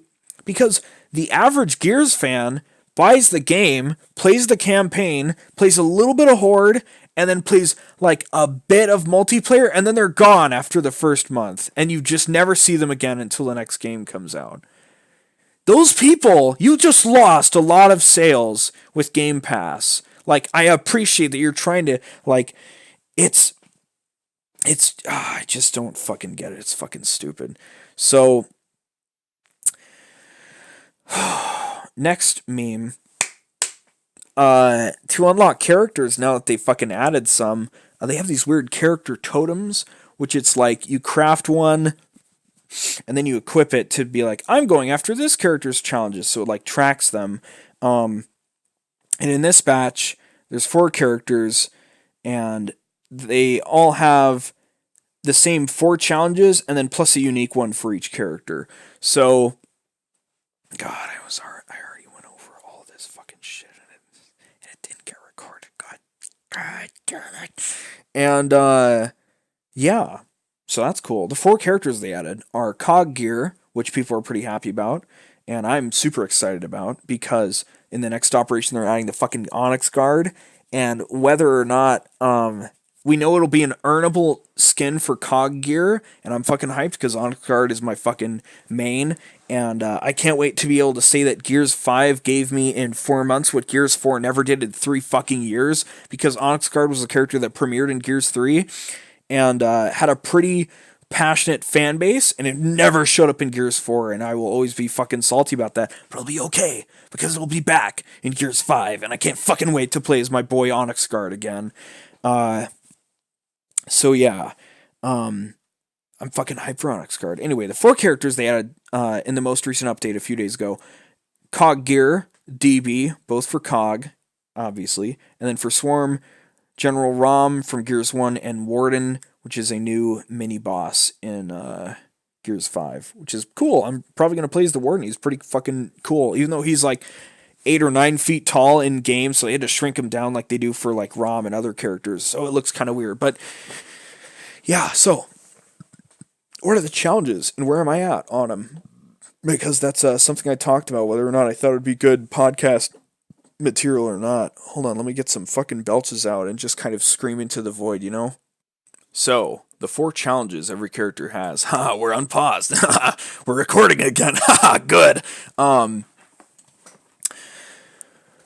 The 4 challenges everybody has are: earn 60,000 XP, complete 40 versus rounds, complete 50 horde waves, just cumulatively, not just a full game of 50. It can just be 50 waves total, so like a game of 20, then a game of 30 or whatever, and complete 18 escape chapters. Now, addressing each of those directly, 60,000 XP is actually quite a bit. It's the easiest, but also the longest, because I don't think you're gonna earn maybe 50,000 over the course of doing the other challenges with that totem equipped, which is kind of annoying. But yeah, and 60,000 XP is actually a fucking lot, because I need 1400 XP per level to level up, and it's like linear, the whole 1 to 100 progression, and then every time you re-up, which is basically prestiging in the game, it adds another 100 on. So I'm basically going to be going through 1.5 prestiges, just getting the fucking 240 XP from that, so that's going to be fucking crazy. The 40 versus rounds, just play some fucking versus. I'm probably just going to stick to bot matches just so it'll be quick, and I can complete them quickly. The 50 horde waves, easy. I can play horde. Beginner horde is very easy to do full 50 matches of, so I'll probably just fucking do that if it wasn't for the fucking Terminator event going on right now, which I don't want to fucking go into detail on personally. And then 18 escape chapters I'm figuring out, because I figured out a really quick strategy for 2 chapters to run for stuff, so that's cool. Then the special challenge for each character: Cog Gear, get 200 assists on as part of a Cog team in versus horde or escape. For DB, kill 100 rejects in horde or escape. For Rom, get 30 executions as the swarm in versus, which is actually the hardest one, because I mainly just tried to do a bunch of Lancer chainsaws, which worked really well, but still took forever, so it was like 3 or 4 every 10 minutes. So, it took forever, but I got it done. And for the warden, just kill 10 wardens in Horde Escape, which was super quick and super easy because I developed a bunch of really quick and direct strategies for things in the opening week of the game so I can knock out the metal super fast. So I've had. What am I trying to say? I've had a lot of fun working on unlocking the characters because you can either unlock them or you can pay fucking iron to unlock them. But, you know, this is okay. This is where the thing about monetization came in. So, God, people have been comparing Gears 5's monetization thing to a mobile game, which is totally valid. I'm not going to completely repeat that point, but you can either buy a character for 500 iron, or you can earn it by doing the challenges and crafting the totem doing the challenges, crafting a totem. How hard is that? Well, not really that hard at all. You just need to spend 100 scrap, and you get scrap by just basically fucking playing the game. You can use scrap to buy the RNG loot. They're not loot boxes because you can't buy rolls, but they're basically just like every now and again you play the game and you get a supply drop, which is just going to be random things from that specific like section of the content, and anything that's in the supply drop you can just save up scrap for and just buy directly, which is cool. And anytime you get a duplicate, it's automatically turned into scrap because unlike Gears 4, you can't scrap cosmetics you have. It's just like you either have this thing collected or not. So also, you can spend scrap to buy duplicate skill cards, which we'll use to level up your Horde and Escape skills, which is actually a very valid and good use of scrap. But I haven't been using any scrap the entire time I've been playing because I'm like, well, I want to see if anything important comes around with scrap. And well, it seems like it kind of did. So, for each of the totems, you need 4 of them, right? You need 100 scrap. How much scrap do I have? 5,500. So as you can imagine, it's not really a big deal to me. So I'm working on getting those guys unlocked, and it'll be a fucking sick meme. Yeah. Right. The other thing about monetization, my brain's just like trying to. It's like you know what it is? It's like I built a 1,000 piece puzzle and then somebody fucking slid it onto the floor and smashed it apart. And now I'm just like, oh god, where did this go? Oh shit, what's one doing in the sink? And there's one on the TV, and oh my god, oh shit. That's what it is right now. The other thing about monetization, I've had a new development in my brain on how I think of monetization. I have to keep looking back at Audacity to make sure I'm not paused. It used to be, when I was playing Black Ops 2 in high school, it was like, wow, that guy paid $3 for the gun skin where his gun looks like it's made of bacon, or the one where like it's made of Benjamins. Wow, that guy actually spent money on the game. That's kind of weird. That's kind of cool almost. Wow, I wish I had money to spend on the game. But now it's like, fuck you.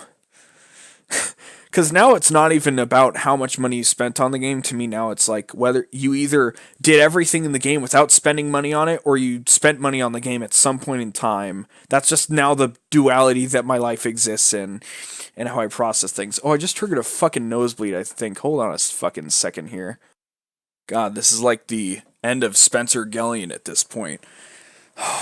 Just went to the bathroom to kind of collect myself. It wasn't a nosebleed, but then immediately my stomach was like, excuse me. So, I made the note, fortunately. The new perspective on monetization is you either have spent money on the game or you didn't, right? So it doesn't really matter to me. It's like, hey, how far can you make it into this game without spending any money at all, right? Which is dumb because it shouldn't even be something to consider in the first place, right? It shouldn't even be in the game, and I'm not even trying to defend it, right? But for the sake of my pride and my hardcoredness as a person and my willpower, I pride myself in how far I can go without spending any money, right? So, trying to unlock all 4 characters through actual gameplay is actually going to be quite time consuming, but I like it because it's fun and it's satisfying to quote unquote consume content, I suppose. So it's fun. I like it. The Tour of Duty system is set up to be like a 3-month thing that I already mentioned, and there's ranks to it. So you go from private to general, and it's like private 1, private 2, private 3, private first class 1, private first class 2, etc. And as you go up each rank, it adds like another star requirement or whatever. So you go from like 6 stars per grade to 7 to 8, and then eventually like up to 20, and then general at the end is 25. Once you do that, though, there's no need for the daily objectives anymore or the medals. So medals are grander challenges that are available the whole fucking 3 months to work on. And let me put it this way. I finished the tour 2 weeks ago. And by that, I mean I hit general and I got the final weapon skin set, which is Team Rock, and it's fucking sick because every time I join a match now, I know I'm like the guy, right? Without spending any iron, again, because I'm a badass. But and at the time, because you don't need to do every medal to get it, it's just faster to knock out a bunch of medals. I had completed 82% of the medals to get there, which is pretty ridiculous. May I remind you, there's 2 months left to do the rest of it, right? And now, I know it's completely unreasonable because this whole time I haven't had a job, right? So I've had all of this free time that the average person does not have, right? Which is something I'm totally aware of. But the fact is, if I could do this in 1 month, then clearly people should be able to do it in 3 months if it's something they really care about, right? And I think there's an argument to be made. So there's an equal argument that you can say, well, nothing should ever be time gated, that's stupid. And I do agree with that. However, I'm not making a special case. I'm never going to say this is cool or smart, but there's nothing I can do about it. So the way I fucking look at it is, well, if there is time-gated content, it's kind of okay. Well, God, it's not kind of okay. To me, it's totally reasonable that the people who put more time into the game than the people who don't put as much time into the game get more stuff, right? So to me, it's not really that insane that people don't get as much stuff in the thing, because I think 3 months, if you put in like 2 hours a day into the game, because let's say you're a really passionate Gears fan, but you just are so busy with stuff, you're gonna have at least like 5 hours a week. I think 5 hours a week is pretty reasonable. 5 hours a week, right? Not 5 hours a day, 5 hours a week to play the game. I think you could totally do it in 3 months if you're really passionate about it. But I think a lot of people are just gonna look at it and just be like, oh, this looks fucking stupid, I can't do that. Or they'll like try really hard for like 2 days and then just give up. Because they're like, oh, it's so fucking far away. Because they don't care. And if you don't care, then you don't get to fucking cry about it. Okay? God. So that's that, right? The challenges I have left, the medals I have left, I should say, are a couple medals in Escape, one medal in Versus, and a couple medals in Ranked. It's all coming back to me now. In Escape, the couple ones I have left are to complete Hives on Master difficulty, which I'm not fucking down for because it's really high difficulty, so you take a lot of damage, you die in like 3 shots, and the enemies take a shitload of damage to kill, right? Plus a bunch of bonus factors. It's basically like Lasso from Halo, except like maybe not as bad, probably. But yeah, it's still pretty bad. Including like they get health regen, which is fucked up because I could barely even handle like low difficulty with health regen on the enemies. It was really dumb. So fuck those, not doing those. Plus I would need 3 really coordinated people, and I guess I mean 2 because it's a 3-man team. But 2 really coordinated people, and I only have one guy who's playing the game to any degree seriously, and by that I mean he was there for the launch hype. But it's looking like he just might not play the game ever again because he blew himself out so fucking hard on the launch weeks or on the launch month stuff. But he got the fucking Team Rock skin set, so good for him. Anyway, the Versus medal I have left is like 200 Versus kills, which is going to be super easy as I need to play those like 200 rounds of Versus left to unlock the characters. The couple of ranked medals I have left are to get 10 escalation wins and like 7 more guardian wins and like win a ranked match in Escalation Guardian and Team Deathmatch or whatever. And that's actually going to be kind of easy because you can do the game mode specific ones in social quick play. Now you can't do them in bot matches because they thought of that, but they didn't think of social quick play. So you can do the Guardian and the Team Deathmatch things in social quick play, but not the win one game of each ranked mode thing, because that doesn't count for social quick play. But the problem is you can't do escalation for in social quick play. It's their super fucking hardcore competitive mode that I'm not going to explain. I didn't explain it in the unrecorded footage either, because I don't want to. Just fucking look up Gears of War Escalation. They have a fucking video on it and everything. But it's hardcore, and I had to play 5 matches for a thing in Gears 4, like I explained earlier in my Reddit post thing. It's fucking hardcore. It's very... Each match is like 40 minutes long, and it's fucking terrifying. If it was complete, 10 matches, easy. If it's win... God. And it's not even if, I suppose. It is win 10 escalation matches. That's going to be a bitch. But, hey, I have 2 months for it, so I don't really have an excuse, right? How hard could it be if I just, put my nose to the grindstone, right? 40 minutes of just getting absolutely destroyed straight. Just... God damn.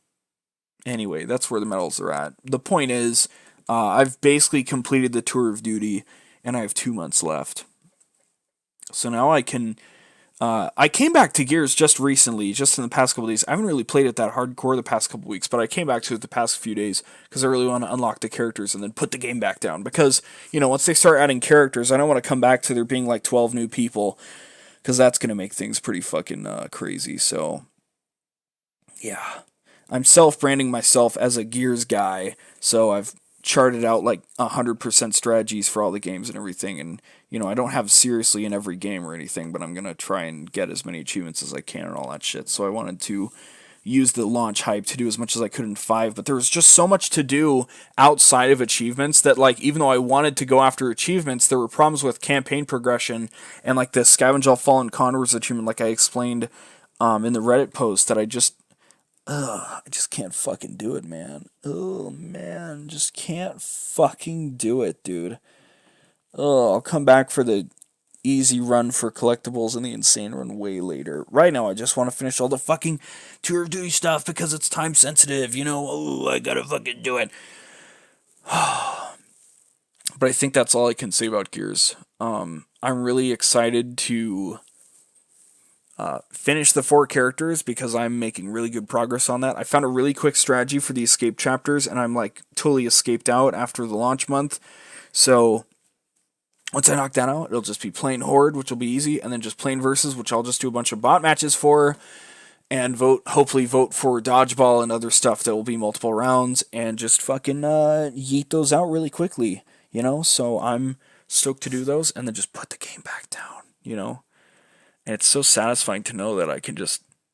I'll keep my ear to the ground and be like, hey, they just added this, okay, I'll do that, blah, blah, blah, and then in 2 days it's done, right? And then I can just put the game back down and move on. It's not even like GTA Online where they put 7 things I want to buy on sale, and then I can only grind for 2 of them, and it's an endless cycle of that. Fortunately, it's not like that at all. It's well, they might add something every 3 weeks that I'm interested in, but in the meantime, I just need to...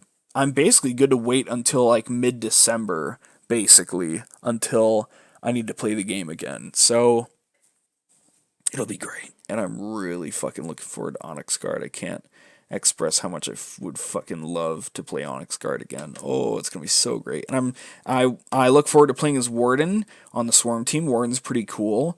I hope he gets a cool alternate skin. I think a good alternate skin for Warden would be really great. But I do also look forward to the Theron Guards or the Palace Guard coming back to play. That'll be my Swarm main, but the Onyx Guard will very easily be my Cog main. So it's really good that shit's basically fucking locked in. So can't wait to get it. And they did say it's an earnable skin, so I can't wait to fucking beeline for it. And worst case scenario, even if it is a bot skin, they've been making the buyable skins 1,000 iron. And guess what? I've got 1,000 iron. You get 1,000 iron over the course of buying the game. If you did the 5 Gears 4 challenges, and the Tour of Duty gave you like 500 iron. So in total, I've got 1,000 iron. And I've been holding on to it because I'm only going to explicitly use it on Onyx Guard related stuff. So it's going to be fucking sick. Okay. That's everything about Gears 5. Listening back to this is going to like give me a seizure or something when I want to do the timestamps. We started at like 2 o'clock. It's now 5, but it's only it's 5:03 a.m., but we're only an hour and 44 minutes in. Yeah, that's very painful. Anyway, I'm fully caught up. I only barely finished talking about Gears 5 before I lost all the fucking footage. So now it's time to talk about other topics. And maybe blitz through these because now I'm starting to get really tired and my body has given up. Like I said, it's the end of Spencer Gellion. This is terrible. I can't believe how poorly this went. Even though I was like, I premeditated it. I'm like, I got a little opening in my sleep schedule to go a little crazy tonight. 3 hours ahead, I'm gonna fucking plan this shit. I'm gonna take a shower, go walk up to the grocery store, buy me a Monster and whatnot, and then fucking crack into it, make a big meme about like being a boomer and liking Fist of the North Star, and it's all just falling apart. I don't even know how well that joke came through. I hope it did come through. I think it probably peaked the mic, so it probably wasn't even that funny. It was probably just more scary than anything. So I don't know. October, right? So there you go.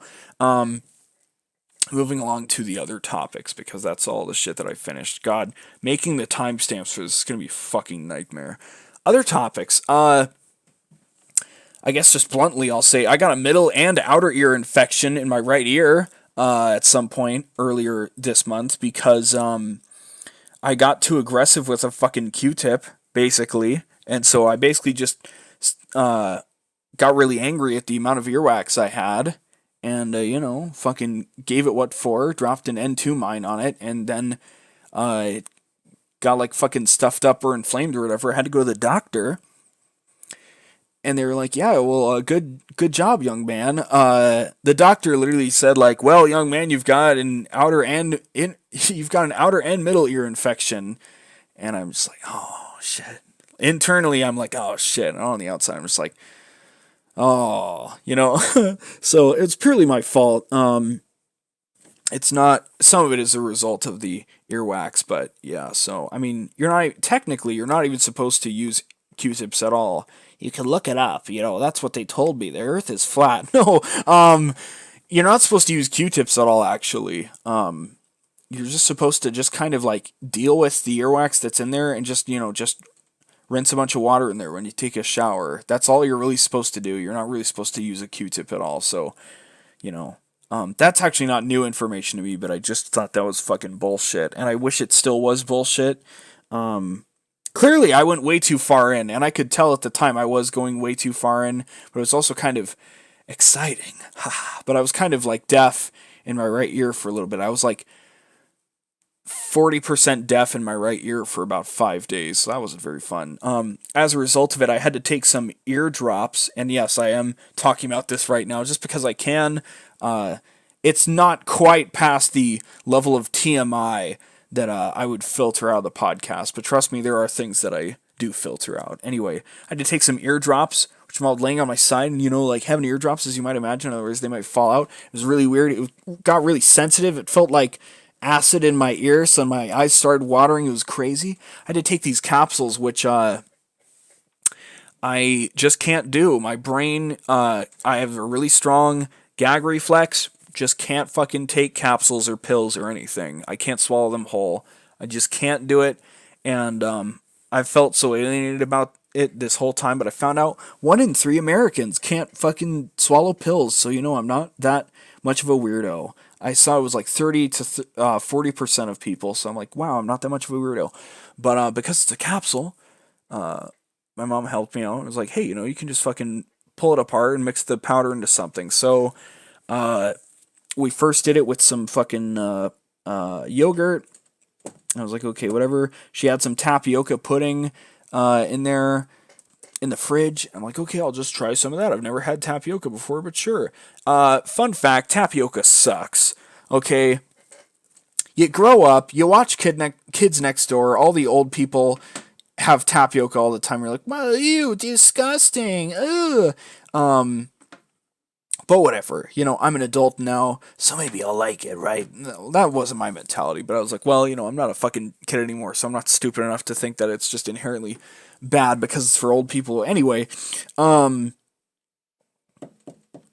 tried tapioca, and my whole life I'd been told tapioca was like grainy because it was made with rice. So I'm like, okay, I can imagine what like a grainy pudding would like feel like texture wise. It's not grainy at all. I don't know where that information came from, but it's clearly false information. And I don't know if I've just been fed that lie or if the world's been fed that lie. I don't know if it was some weird falsehood that I clung on to or whatever, but tapioca sucks, okay? Tapioca is vanilla pudding, but like there's a bunch of little tiny alien eggs in it, basically. And they have this weird, like, bulbous, like, weird texture to them that's like, it's like you're eating, like, the little, like, spheres that'll be in, like, hand soap that's really weird. I don't really know how to describe them, but, is bulbous even weird? Yeah, I don't know. Anyway, I just don't try. Okay, actually, try tapioca, but don't actually eat tapioca. Okay, officially has my condemnation, but try it out. Maybe you'll have the same experience, and you can say, "Wow, this guy's right. Tapioca fucking sucks." It's just weird to me, man. It's just really fucking weird. And I think for any food, I would think the texture is the thing that's going to be the most likely to turn someone off of it. And let me tell you, the texture.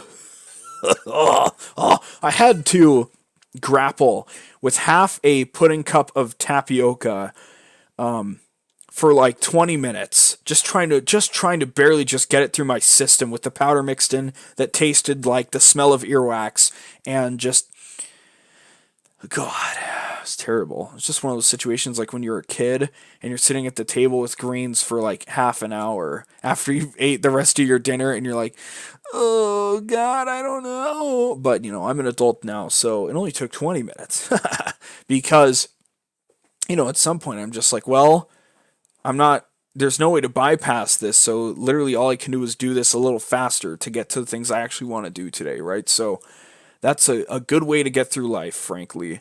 So yeah, infection took about 10 days to clear up, and it's gone. So hey, boom, I'm back to normal. Getting into more recent stuff now, which is fantabulous. I'm saying a lot, aren't I? I'm kind of got a fucking meme going here. On October 9th, the day after I finished the Fist of the North Star meme, I went to see the new Tim Heidecker movie, Mr. America, walk on by, your schools that do not teach. No, but really, it's called Mr. America. That's a little Frank Zappa reference for you. It was pretty good. It was I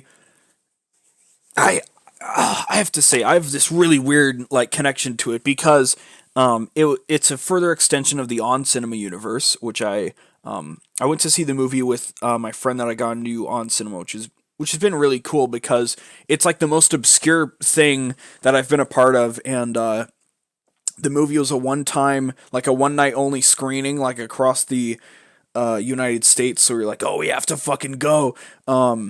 And it was great. And it was great being in the theater because it was this little quaint little theater that was just perfect for On Cinema. I wouldn't want to see it at like a Regal theater in at the mall. That would have just been stupid. But there were maybe 30 other people in the audience, and when like really deep lore references were made to On Cinema, other people laughed, and that made me feel so good that the other people there were fans, because there's no way of telling if the movie would have been accessible to people who didn't know anything about On Cinema. But it did have, I feel like, a good mix of jokes that anybody new and also hardcore fans of On Cinema would appreciate. And I think the first half is funnier than the second, and I feel like a lot of people are attributing much deeper levels of commentary to it, like it's a commentary on the Trump election because it's about somebody running for office that has no real political experience and should have no reason to win.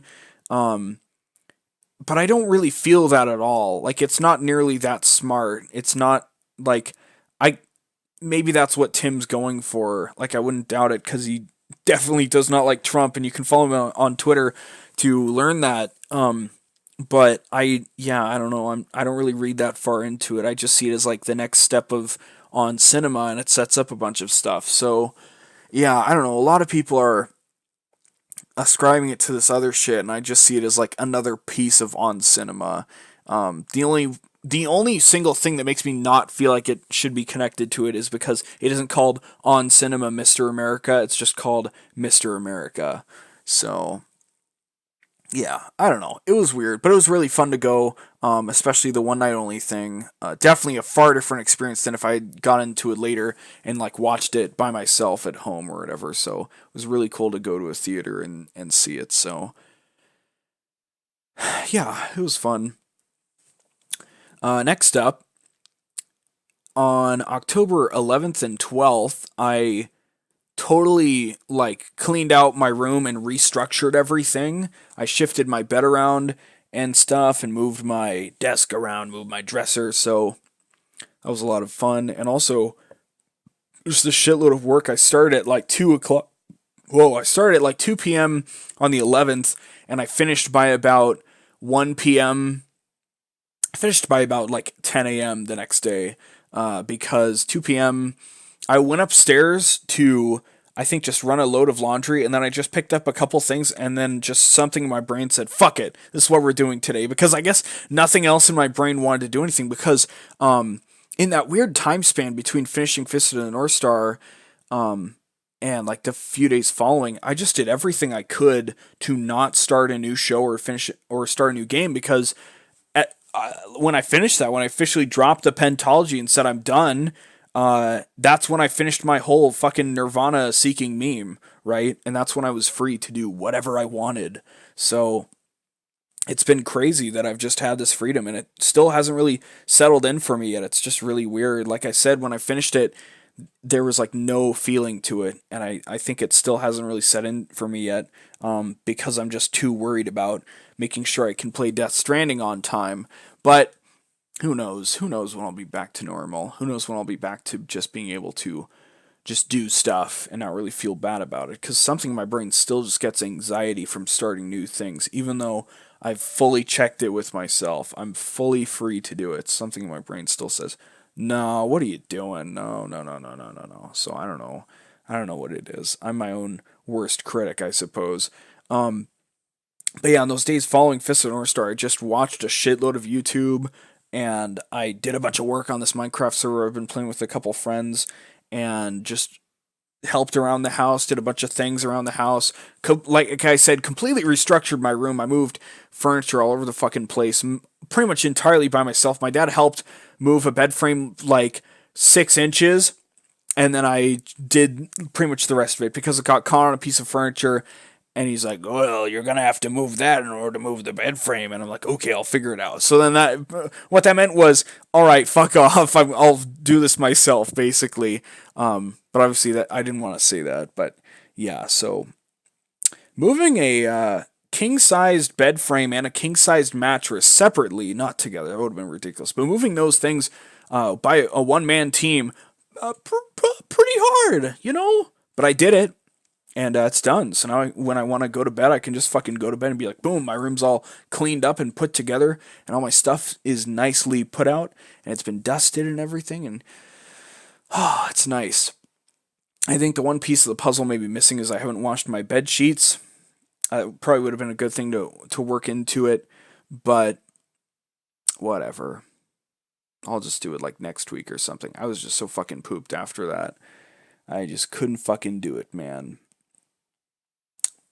Anyway, I got that done, and that felt fucking great. Completely redid my room. Like the whole shebang of like every inch was like cleaned and like dealt with, and things were fucking moved around that had never been in that formation before. You know, like it's a totally different room than how it was before, essentially. So Really cool. Glad with how it turned out. So that marks the last thing that I've done that I finished in October that is notated here on the absolute state of to do. So moving along. Other things that I've done. I officially, let's get the proper date on this. Wow,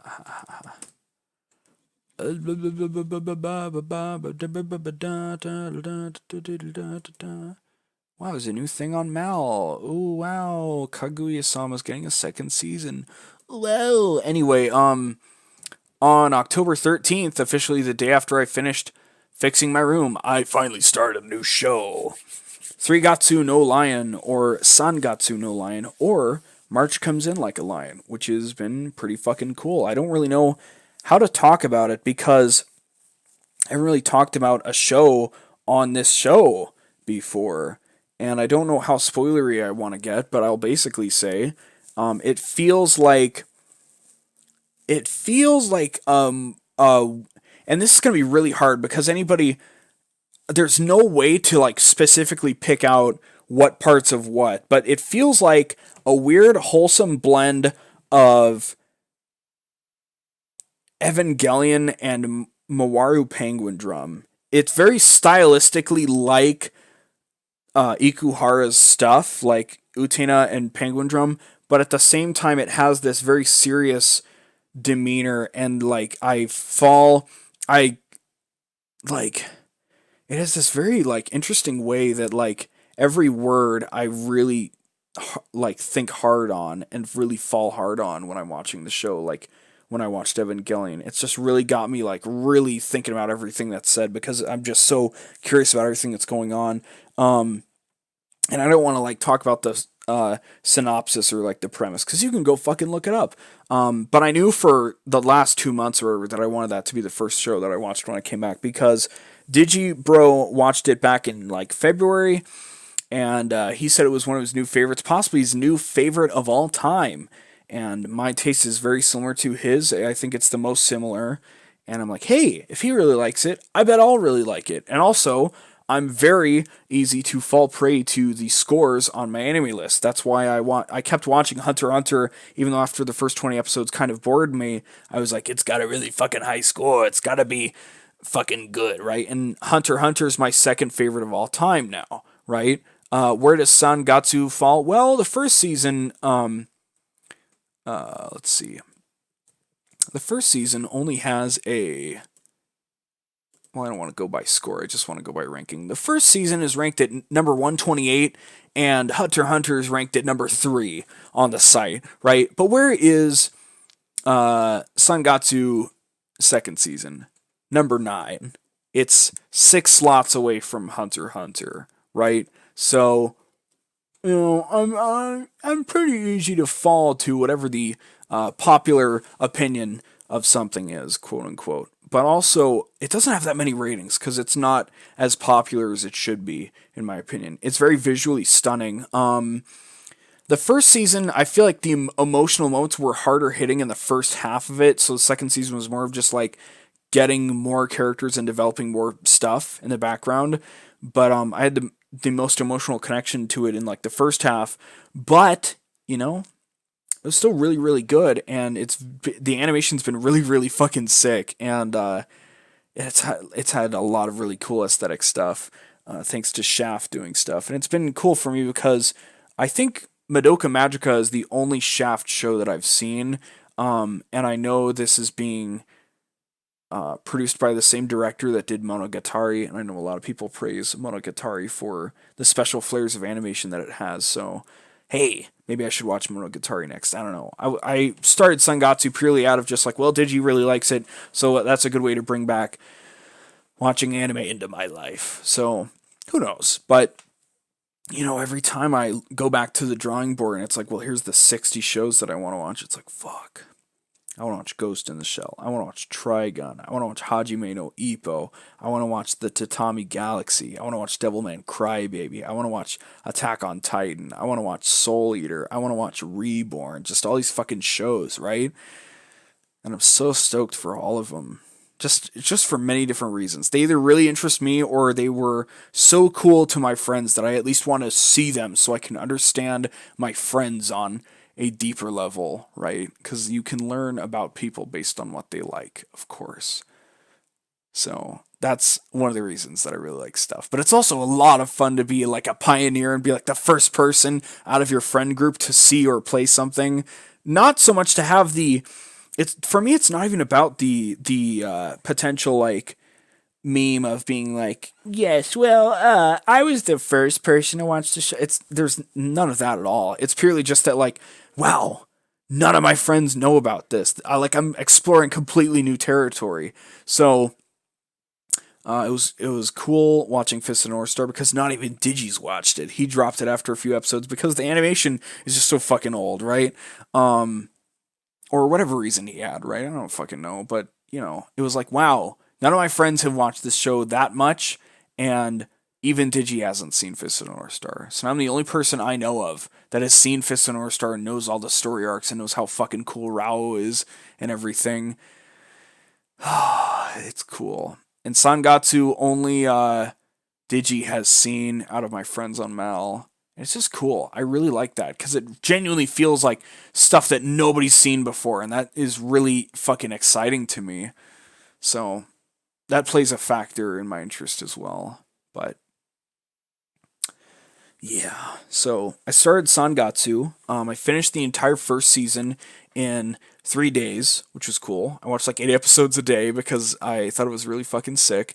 And I wanted to just watch a fuckload of it. So yesterday I watched one episode of the second season because I just wanted to fucking start it and just be like, well, I did in fact watch more. I watched something today. Today, well, I guess yesterday because it's now 5:26 a.m.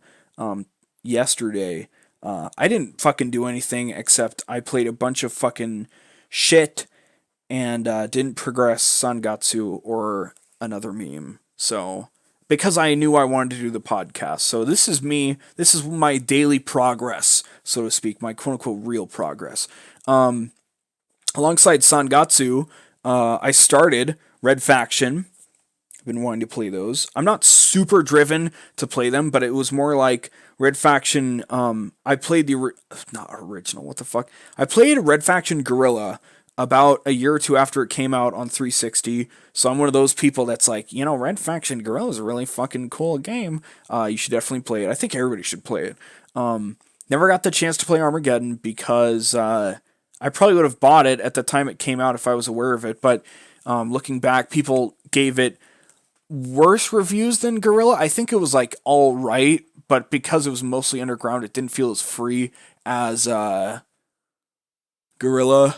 But either way, I've got all of the Red Faction games on PC now, and I was just very curious because I really like Saints Row.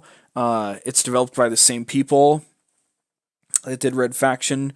Red Faction, Saints Row, and they also have like a lot of crossover things. Like there's an evil corporation in Red Faction named Ultor, and there's a corporation in Saints Row called Ultor. So you could argue that there's a same universe, but Red Faction's far in the future, and all this other stuff. And they sometimes reference each other. Actually, I don't know if Red Faction has referenced Saints Row, but Saints Row has referenced Red Faction, including even putting like outfits of the troopers into Saints Row and like some of the vehicles. But yes, that's cool.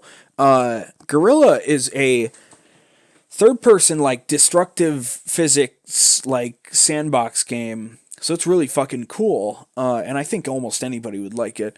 But I really wanted to play all the games because the first two Red Faction games actually have really light destruction, but they're first person shooters. So that's like, whoa, what a fucking weird twist of things. So I really wanted to play the first two games to experience them, replay Guerrilla just to like give it another go and fucking unlock a bunch of shit and go through that fun little sandboxy fucking content consumption meme. And then finally play Armageddon. So I wasn't super driven to play Red Faction, but it was something I wanted to do. So hey, I know the first two games won't be that long, and the stipulation for me to progress past a game is to just finish the story. If I play any game where it's like I want to 100% it, technically in the moment, like Sekiro and Gears 5 and Yakuza 0. Technically, in the moment when I'm playing the game for the first time, that's going to be the best time to 100% it because then the momentum will carry me onward. But it just hasn't happened. So if I get into Gorilla and it's taking too long to do this and that, I can just move on to Armageddon. And same thing with Armageddon. I can just move on to whatever story based thing I want to play next. So I don't know. I'm going to go back to the drawing board and be like, what do I really want to do? But the idea now is to play a little video and watch a little anime every day, make some substantial progress in both things. And my guiding principle for the past year is I don't start multiple things on the same day, and if I finish something, I don't progress anything story related anywhere else, whether it be a different show or a different game, for the rest of the day. So my brain has time to process and cook and marinate the final information of that show or game that I finished. So when I finished San-gatsu Season 1, didn't play any Red Faction for the rest of the day. But because I knew I was going to finish San-gatsu that day, because there was 5 episodes left, I played some Red Faction earlier, and then I watched San-gatsu, which was like a very clever loophole in my own backwards, completely unnecessary rule as to how to enjoy things, right? I came up with my own loophole to my own completely irrelevant rule on how to enjoy things. How stupid is that? But even then, watching those 5 episodes of San-gatsu was really annoying because it took me a while to watch the first 3 because somebody was messaging me about some seasonal show and calling it shit and saying something last season was better than it, even though that was also shit. And I was like, it's all shit, dude. Stop talking to me, basically. But then once I got to the last 2 episodes, my Razer Lancehead, which I've had for 2.5 years, my mouse, the sensor seems to be fucking up and dying. So the past few days I haven't been using it.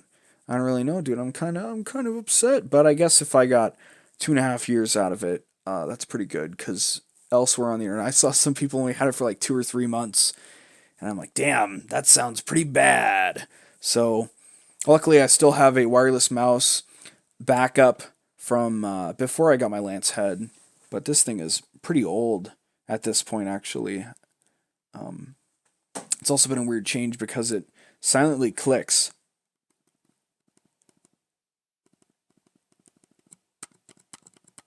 So it's very weird since I'm used to a normal click. Actually, I have it right. I have my Lance head right here. So normally I'm used to right like a normal mouse. Anyway, so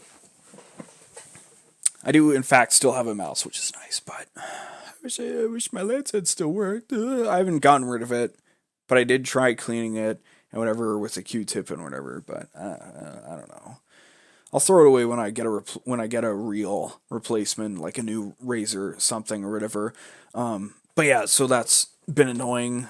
So I eventually had to just take my computer upstairs to my room and watch the last 2 episodes on my laptop upstairs up in my room, which I'm trying to get back into being used to watching anime just on my computer up in my bedroom because I did that at some point in time. I remember falling asleep to episodes of, well, I only fell asleep once to an episode of Evangelion, so I remember watching it. I just remember just laying in bed and seeing a shot of the outside of Misato's apartment at night, and when they show all the the decks. I just remember just laying in bed and seeing that on the screen, and that's just like a moment in time that's seared in my brain for some reason. Because I would obviously be in bed at midnight watching it when I should be sleeping for my senior year of school, right? So it's just one of those weird things that just for some reason will just stick with you forever, right? God, it's been 5 years of being an Evangelion fan. Very strange. But yeah, so with finishing Fist of the North Star, another thing, I finally got into something a little fucked up. I gotta say, it's a little messed up, maybe a little degenerate. Maybe you shouldn't be talking about it publicly. Maybe something you want to turn incognito on for. Okay, it's not that crazy. Just before I finished the anime, a Fist of the North Star gotcha game came out. And I was on that shit on the first day, and the second, and the third, and the fourth, and the fifth, and the sixth, apparently. But here's the funny thing. I wasn't able to play it at all. I would keep firing it up, and it would say, we need to download an additional gigabyte of data, because, the game, when you download a gacha game, it comes with just the bare essentials to run it, and then it downloads all of the fucking audio and like video files, I guess, which is dumb. But every time I try to do it, it just wouldn't work, including one time when I left it on like loading overnight. So like 7 hours of it should have been downloading. It just didn't work. So I've been on and off trying all these other fucking incremental games and idle games to appease me. And I've been into idle games since 2014 when Cookie Clicker was a thing. Cookie Clicker's the fucking OG stan. But, I got bored of Cookie Clicker like a year later, and yeah, so I've been on the hunt for a good thing to play. And I've finally managed to get the Fist of North Star thing running, because I uninstall it and re-download it for like the fourth time. And finally, when I launched it, it actually had sound already, so it had to download a much smaller file. And it actually did download it this time. It didn't just have an infinite loading screen. And I finally got it running. And basically, I don't want to go too far into this, but I'm addicted. Okay, I'm addicted to a fucking gacha game. Okay, now let me go back and reiterate. My current stance on monetization is you either didn't use any money to get somewhere and you're a Chad, or you're a virgin and you used money at all. So I have not used any money, and I don't plan to use any money on fucking Fist of the North Star, because all those times I logged into the game and hit an infinite loading screen, it actually counted as my daily login bonus. And they have the starting daily login thing of like 7 or 8 days, and you get a bunch of cool shit. And because I technically logged in within like the first week or the first day or whatever, I got all these extra goodies. So I basically started the game with just a shitload of items and all this like great shit and like a bunch of extra fighters. And I'm just like totally fucking overpowered from the start. And I've hit like one bump in the road that like by the next day was just completely like not a problem anymore. And my progress has been steady, and it's just fun collecting people, and the gameplay is super basic, but it really just is an incremental game. I wish somebody explained to me sooner. My only previous experience with a gacha game was I played a little bit of the Madoka Magica one when it came out, because I have a friend who's super into Madoka Magica, so he was dying for it to be finally localized. And I helped him reset over and over and over so he could hopefully get a lucky pull at the start of an account creation. So he would just keep making a new account, and then they'd recover it to a different phone, which would allow me to make a new one. So it was really funny, but yeah. But from what I've seen, I definitely prefer the Fist of the North Star way, because it's like the Madoka Magica thing is like 3 different styles of attacks, and Fist of the North Star, it's just like you can do a combo attack.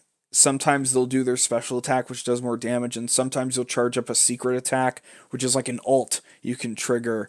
And what's cool is you can trigger your ults and then also attack with the characters in the same turn. So if you've got 6 boys and Kenshiro and Rei have their ults ready, you do Kenshiro's ultimate and then Rei's ultimate, and then you do the whole stream of 6 dudes. So it's really cool, and you just do like a shitload of damage, and you can level people up and then also upgrade their class, and then get shards to unlock the 7 stars, which gives you more skills on each person, and you upgrade their equipment to make them do bigger numbers, because bigger number make game easy, and then you just fucking just keep fucking chugging through stuff, There's so many fucking little extra things like do this for that, do this for that, do this for this, do that for that, There's just so much shit in the game, and I'm honestly addicted, because it's just an incremental game at heart. It's just you do more stuff and then you do more damage, but of course the enemies get stronger over time, so like it's not like it's going faster, it's just that like it's so satisfying every time to watch people just get fucking decimated by your squad, right? And like I mentioned far earlier, I like Fist of the North Star. I'm officially a Fist of the North Star fan, and I like collecting the characters. And I knew from the get-go, it's like I want these 6 people on my team, and it's just been really fucking cool. So it has a fucking stupid stamina system. It's like you can only do this much fighting each day before your stamina needs to recharge. Which is so dumb. That's like the one thing. That's the one thing stopping me from playing the game 24/7, and I mean that. Like, holy shit.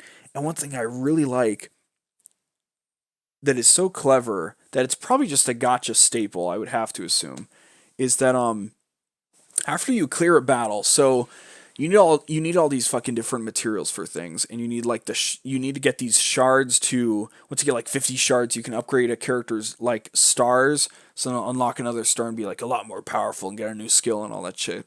And that's like the biggest upgrade you can get. But what's really cool is once you complete a level, like all the levels and battles have very specific items that they give you or like have a chance to give you. So you don't really have to guess and pick where to go. But also, if you've ever cleared a battle, you can just skip it for the same amount of stamina and it will just automatically give you whatever you would have gotten for doing the battle. Just instantly, just skip, skip, skip. And like I said, that's got to be a gotcha staple because that's fucking legendary, you know? I mean, it really does boil down to just, wow, so you get to play the game less. But yeah, I actually want that because it's so much faster and so much more efficient. Because by already completing the battle, you've proven to the game that, like, I can do this. Don't waste my time. Just give me the free pass. So, wow, fucking hats off. So, you've got all this daily stuff to do every fucking day. And then you're slowly making more story progress and clash progress, which is like a harder version of the story mode that gives you shards. And then when you're finally out of progressing the story, because you unlock each chapter of the story in like increments of like a chapter every 5 user levels, but you don't level up that much once you get like farther into the game. Because you mainly get XP from doing daily missions. So that's how they fucking stop you from just steamrolling the game. But you get more story progress, you get more clash progress, so you can get more stuff and then just upgrade your dudes more, and then get more stuff and upgrade your dudes more. And I can tell, it slows down at some point. I think it's starting to slow down already, but like, god damn, it's just so satisfying. And it's all like everything seems super feasible. There's a lot of grinding involved, and it's gonna be like, so for example, Kenshiro has 2 different ways to get shards, 2 different clashes. I have one of them unlocked, so 3 times a day. So I have 100 stamina, and you regain 1 point of stamina every 5 minutes. So you're looking at like 9 hours to fully recharge your stamina, right? So you run a clash. You skip it, obviously, because you're a Chad and you don't have time to actually play the game. You skip a clash, it gives you a shard, and 12 of your stamina is gone, right? So once you unlock that, you're looking at 6 Kenshiro shards a day, probably on average. Sometimes you don't get a shard, which is unfortunate, but you get other items. And sometimes the shards will be in the shop. They keep cycling all these people out. So then, you get 50 shards and you unlock the next thing, and probably 100, and then probably like 200, and probably like 500, something retarded.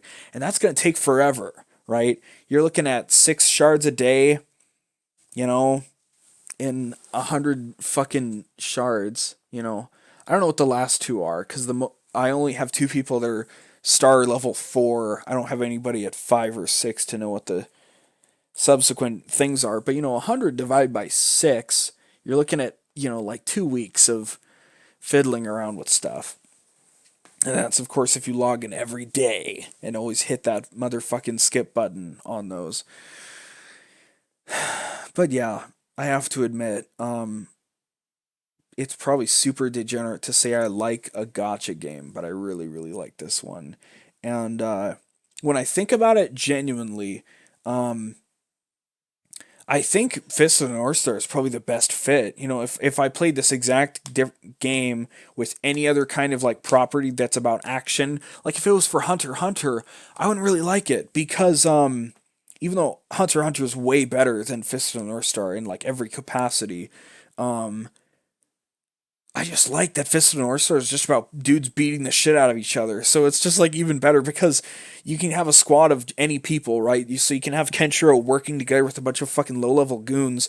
And speaking of low level goons, the character selection is like every secondary character from the entire like from parts 1 through 4, and then alongside those it's like every little fucking filler boss goon from the first part that nobody cares or remembers. So I'm kind of mad because I really want a lot of the side characters from parts 2 through 4, but they're just not in the game yet. But Rao is. But you can't get shards for him, so you have to if you don't get a fighter through the gotcha, you have to get enough shards to unlock them, and then you can get them through that. So hey, that's pretty cool. But there are multiple fighters that are in the game that you can't get shards for, which is unfortunate. But either way, the coolness of this game and the way I'm like so praising it is not just a flat endorsement. I really love it, but it's like it's a fucking gotcha game, right? It's there to fucking milk money from people. But I've been playing so many incremental games and so many idle games that'll just hit you with ads for like, ooh, if you want to boost your fucking money for this long, blah, blah, blah, watch a fucking ad. There's no ads in this game because they're so clever with how they're fucking over the whales, right? And it's so refreshing that I can just play the fucking game for hours, literally hours on end. I get up, I had a bunch of like free stamina refills from all of my like starting game item things that I got. And at this point I've used all of them properly. I didn't waste a single drop of the stamina it gave me. I was very effective with it. But yeah, I was just sitting there just like, all right, time to use more stamina. And it wasn't a waste because I already figured out I looked at the top 10 players on like the fucking PvP leaderboard and I made a little chart. I was really like meta about this and I made a little chart and I said, okay, this guy appears this many times, this guy appears this many times. And then I went to the subreddit and looked at what people were saying. So I already know what my 6-man team is going to be and I already have Kenshiro and Ray. So I just need to dump all of my stamina into those guys whenever I have any left over from any story or clash progression. So it's just fucking sick, dude. It's gonna take a while to get to where I want to be, but there is an end goal in mind, and it seems pretty feasible. Like I just want to hit max level my bros, max level all their gear and their shit, and hey, it all seems really doable, which is great because I think the number one thing that will dissuade me from wanting to do a lot of epic things in a game is not knowing if it's possible. Or like how quick it would be. But I already know right off the bat how quick it'll be to do the fucking gotcha stuff. It'll take forever. That's how quick it'll be. But it'll feel good every step of the way because, damn, look at that number going up. Man, isn't it cool to have the number be bigger? So satisfying. But yeah, so it's not really glowing praise so much as just like, hey, I'm having fun with the gotcha game.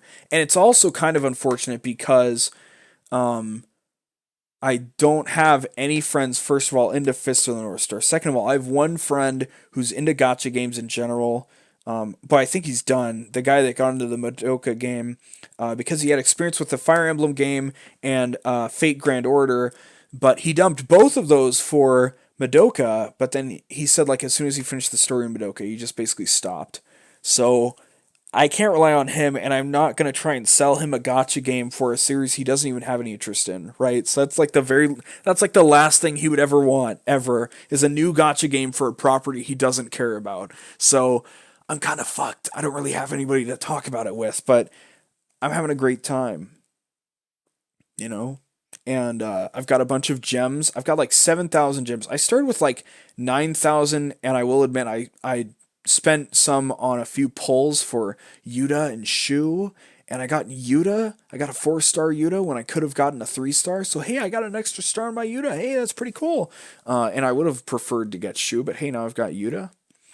But I'm holding on to at least 7,000 at all times, so that when Rao comes back, because he's an event guy, when Rao comes back, everything's gonna go into fucking getting him because he's part of my 6-man squad and he's my favorite Fist of the North Star character. So fuck yeah, Rao. It's gonna be fucking sick, bitch. And I can't wait to get him and then just dump all of this shit into him. So, oh yeah, fuck yeah, Fist of the North Star, gotcha, motherfuckers. 2.5 hours in, I got a couple things left to talk about here. I'm feeling the energy. I just want to get back on Hokuto Ken Legends Revive. Oh, and all the fucking voice acting's great. Just a final note. All the voice acting's great. They all sound like the old characters, so I don't know if they got imitators or if maybe they just cleaned up the old lines, coming out of my phone speakers. I really don't know, but they all sound great and they all sound like how they should from my memory. And even though they did some of the redesigns, so like Ray has black hair instead of white, whatever, I'll live, But I really wish I could get everybody just how they looked from the anime. Even though I know, like, Rao in the anime had black hair, and he's supposed to officially have, like, white hair. But anyway, whatever. That's the last bit of the Fist of North Star memory. So, the one of the two things left that I wanted to talk about is I have, now that I'm a free man, I'm not a number, I'm a free man, I have three very interesting ways to go forward from here. And it's just weird because an average Joe, such as perhaps yourself, or just anybody who's not extremely just like autistic about how I want to quote unquote experience things correctly. I don't even know what all these lists and numbers and like plans are for anyway in the fucking grand scheme of things. But I have three really decent ways to go about how I want to go from here. So I just want to go into them just to like kind of lightly touch on them, hopefully, and not go too crazy on them. Just to like explain the like the different ways my brain processes like groups of things that I could be doing. So first of all, I want to watch more anime this year because by the time I finished Fist of the North Star, because I only ever watched Zombieland Saga and JoJo Part 5 this year, I watch about 10 to 11 anime a year on average since 2014. 2014 was like 7, and it was like 10, 15, 12, and then it was like 10. I don't know. Like, don't check if that's 5 years or whatever. I don't fucking know. The point is, I did the math at some point, and the average was 10. And we're halfway through October. We have 2.5 months left of time in 2019. And at this point, I have watched 3 shows, not including San-gatsu. So I feel kind of bad about that, and I kind of want to watch a lot of fucking anime to make up for it. Now, when Death Stranding comes out, my plan is to not be in the middle of anything, so I'm going to, fucking blitz through San-gatsu or Red Faction, whatever the hell's left started, so Death Stranding is like another clean slate point. And also now that I'm free, I don't really feel that bad about starting multiple things at once because I'm more serious to myself about finishing them, so that's fine. But yeah, so I kind of want to watch a bunch of anime to make up for it, and if that means that the first entire half of 2020 is just spent watching anime, that's fine by me, to be completely honest. So that's one way I could approach the future. The second way is early this year I made a spreadsheet called Things Worth Reliving, where I listed all of my favorite YouTube channels, video games, anime, and movies in like reverse order from how I listed them, and just said, hey, these are things that I really, really love and I would love to redo at some point. And also wrote down the anniversary of like when they started so that I know when is a good time to like when's like a significant day with which to do it, right? So this actually earlier, man, if this was done in like January or some shit, this is actually way older than the start of this year because it was probably like maybe October or November last year. Anyway, because the first thing I ever did was I was like, I want to fucking rewatch Hunter x Hunter because I fucking love it. And I figured out that Hunter x Hunter first started running on March 3rd, well, not 2018. God damn it. That's just a fucking a placebo number, I guess. Placeholder number. That's the word I'm looking for. March 3rd, whatever, 1990 something. So I'm like, March 3rd, that's when I'll start fucking watching it. And then they announced Devil May Cry 5's coming out March 8th. And I was like, well, I don't care how much I love Hunter x Hunter. There's no way I'm watching 140 episodes in 5 days. That's 30 episodes a day. I don't know if I can do that. Even if you like strip that down to like 23 minutes a piece, that's 690 minutes. That's 11.5 hours a day. You know, that's possible. I'll admit it's possible. Especially, well, I mean, I was going to school at the time actually, so I wouldn't have had. I don't know. Anyway, it just, yeah, wasn't gonna happen. So then I felt really bad. I'm like, okay, April, I'll start the rewatch, and then April kind of drifted by, and then May was really chaotic, I believe, and yeah, basically time went by and it just didn't happen. So that sucks. But anyway, I made the things worth reliving spreadsheet, and it's just kind of like a way to plan out and have an excuse to replay things I like when it makes sense to. And I mean, realistically, the way this is kind of set up almost gives me things to do the entire year, which is kind of fucking crazy, right? Because I don't even like spawn it out as individual things. I say like, well, Rurouni Kenshin started running on April 12th, so I would watch episodes 1 through 63 of the show, then watch the Trust and Betrayal OVA, and then read the 107 chapters of the manga that I like, right? But here's the problem, right? We've got if we just, I don't want to run through the list entirely. I don't want to give away everything that I'm into. That would just be goofy. But just going through the list, right? We've got 2 things that came out in January. 4 things that came out in March. Nothing came out in February. Very special. We've got 1, 2, 3, 4, 5, 6, 7, 8, 9, 10, 11, 12, 13 things that came out in April. 2 things that came out in May. 2, 3, 4, 5, 6, 7 things that came out in July, oddly enough. 1, 2, 3, 4, 5 things that came out in August. 2 that came out in September. Oh my god. 1, 2, 3, 4, 5, 6, 7 things that came out in October.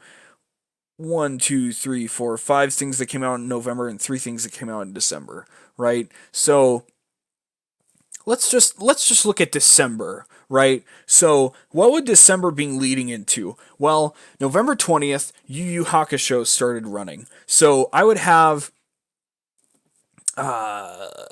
fucking 12 days to watch Yu Yu Hakusho, which is I think 104 episodes. I can't remember. I think it's 114. I don't know. My brain's kind of having a stroke. It's 112 episodes. Okay, so I would have.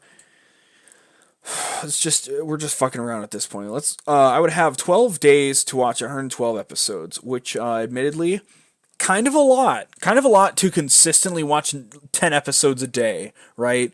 That's kind of a lot. So then that leads me into JoJo's Bizarre Adventure, which is 150 something episodes, which I would have 3 days to watch before Monster happens, which is 74 episodes. And then that would lead 5 days later into Doom, which came out November 10th. Now, Doom I could do in 20 days. I could play Doom 1, Doom 2, Doom 3, Doom 2016, and Doom Eternal, presumably, in fucking 21 days, right? That's pretty reasonable. But, yeah, it's kind of crazy. Like, I have enough things that I like that I could easily exist purely off of just rewatching and replaying things I like forever, which is really weird to think about because a lot of people don't even have that many things. Now, admittedly, not all of these are like spiritually defining masterpieces to me, but they're all things I really, really like to the point where like I would love to rewatch them or replay them because a lot of them I just have never done a second time. So, yeah, sorry I bumped my fucking mic. I'm starting to get tired even though like my brain is on fire. So yeah, this is the second approach to what I should do now because a lot of these things I've never revisited and I kind of want to go into a rewatch binge of a bunch of shows I like to remind myself the power of anime. Because I feel like I've kind of lost it in the years that I've spent on Fist of the North Star and just kind of not really getting the whole like flavor of it, right? But anyway, that's the second strategy. Things worth reliving. That spreadsheet's not fucking going anywhere, so that's cool. The final path, which is very curious, is the fact that 2020 marks the last year of the Xbox One's relevancy, and technically the PS4, because the next Xbox and the PS5 are both launching holiday 2020. So this is my first time being there when a generation started, when a video game generation started, and seeing it end, because I didn't fucking see the 360 and PS3 launch. I got my 360 like 2 or 3 years after the fact, and I got my Xbox One half a year after it launched, but I at least saw it when it happened, right? But yeah, so I still have. Let's go to the fucking games tab here. I still have 21 Xbox games on my to-do list. Now, Microsoft has been really fucking pushing the backward compatibility thing, and they've already confirmed the next Xbox will have it. So those games aren't really going anywhere, right? They're not going to be unplayable, and I'm sure as hell not going to fucking sell my Xbox One unless everything from the library is in fact backward compatible on the next Xbox, which would make me nut my pants because the Xbox One X is already so fucking powerful. I can't even like it already like breaks my mind that there's going to be a console more powerful than the Xbox One X running games at native 4K just by default, right? That's fucking ridiculous to me. I don't need 4K. 1080p is fucking perfect enough for me. So it just my brain just fucking explodes at the premise of it. But yeah, so I'm not getting rid of my Xbox One. But yeah, so it's the last year of the Xbox One's relevancy, and I kind of want to just do a big blowout and just knock out all of those games before the next Xbox comes out, so I can have just a clean palette before it launches, and it'll just feel good. Because, admittedly, since I'm a PC gamer, I don't even know if I'd really buy any games for my Xbox. I'd buy Halo and Gears on Xbox because, I like the Play Anywhere feature, but I mean, yeah. But yeah, so I don't know. It's just fucking weird, And so many games that come out that are console exclusive, like Monster Hunter. Eventually, it came to PC. I think it already had a PC port announced when it came out, but stuff like Red Dead Redemption 2, that's now getting a PC port. I don't feel bad about buying on console at all. It was a great experience. They cranked the shit out of the anti-aliasing, so it looks amazing on console. I have a base Xbox One, and it looked amazing regardless, so it fucking bewilders me what they did to make that game look so good. And I can't wait to play the online in 60 above on PC, because that was the one thing stopping me from getting into it. Otherwise, I'm really interested in playing Red Dead Online. But yeah, just another weird angle to come at things from, right? The fucking Xbox's little lineup of games that I've yet to finish. And all those are sitting there because at one point in time I was like, I'm going to sit down and finish all the Xbox games, but it just didn't happen because I couldn't keep myself locked into the mode of like, I want to play games at 30 FPS on a fucking big TV, when it's like I want to play my games at 60 plus on my monitor that's 120 hertz, So, yeah, it's not impossible for me to play on an Xbox, but it's like right now with my freedom, I'm all about what do I want to do right now, because that's the freedom I've afforded myself. I'm not following any guideline right now except for I have even within the so like I have 600 anime or whatever on my plan to watch, and then I've got like 100 on my priority section, and then on top of that I have like 50 of those selected specifically in my like super priority section, right? So I know what the next like 50 shows I'm going to watch are. And when I run out of those, I'm going to play all the priority games. And then once I'm finally at the point where nothing's tugging at my coat anymore, I'll be like, well, I guess I gotta start just playing whatever. But it's going to be a long time since until I get there. I know it's feasible. I know it's not that far away because all those things I'm just dying to do. But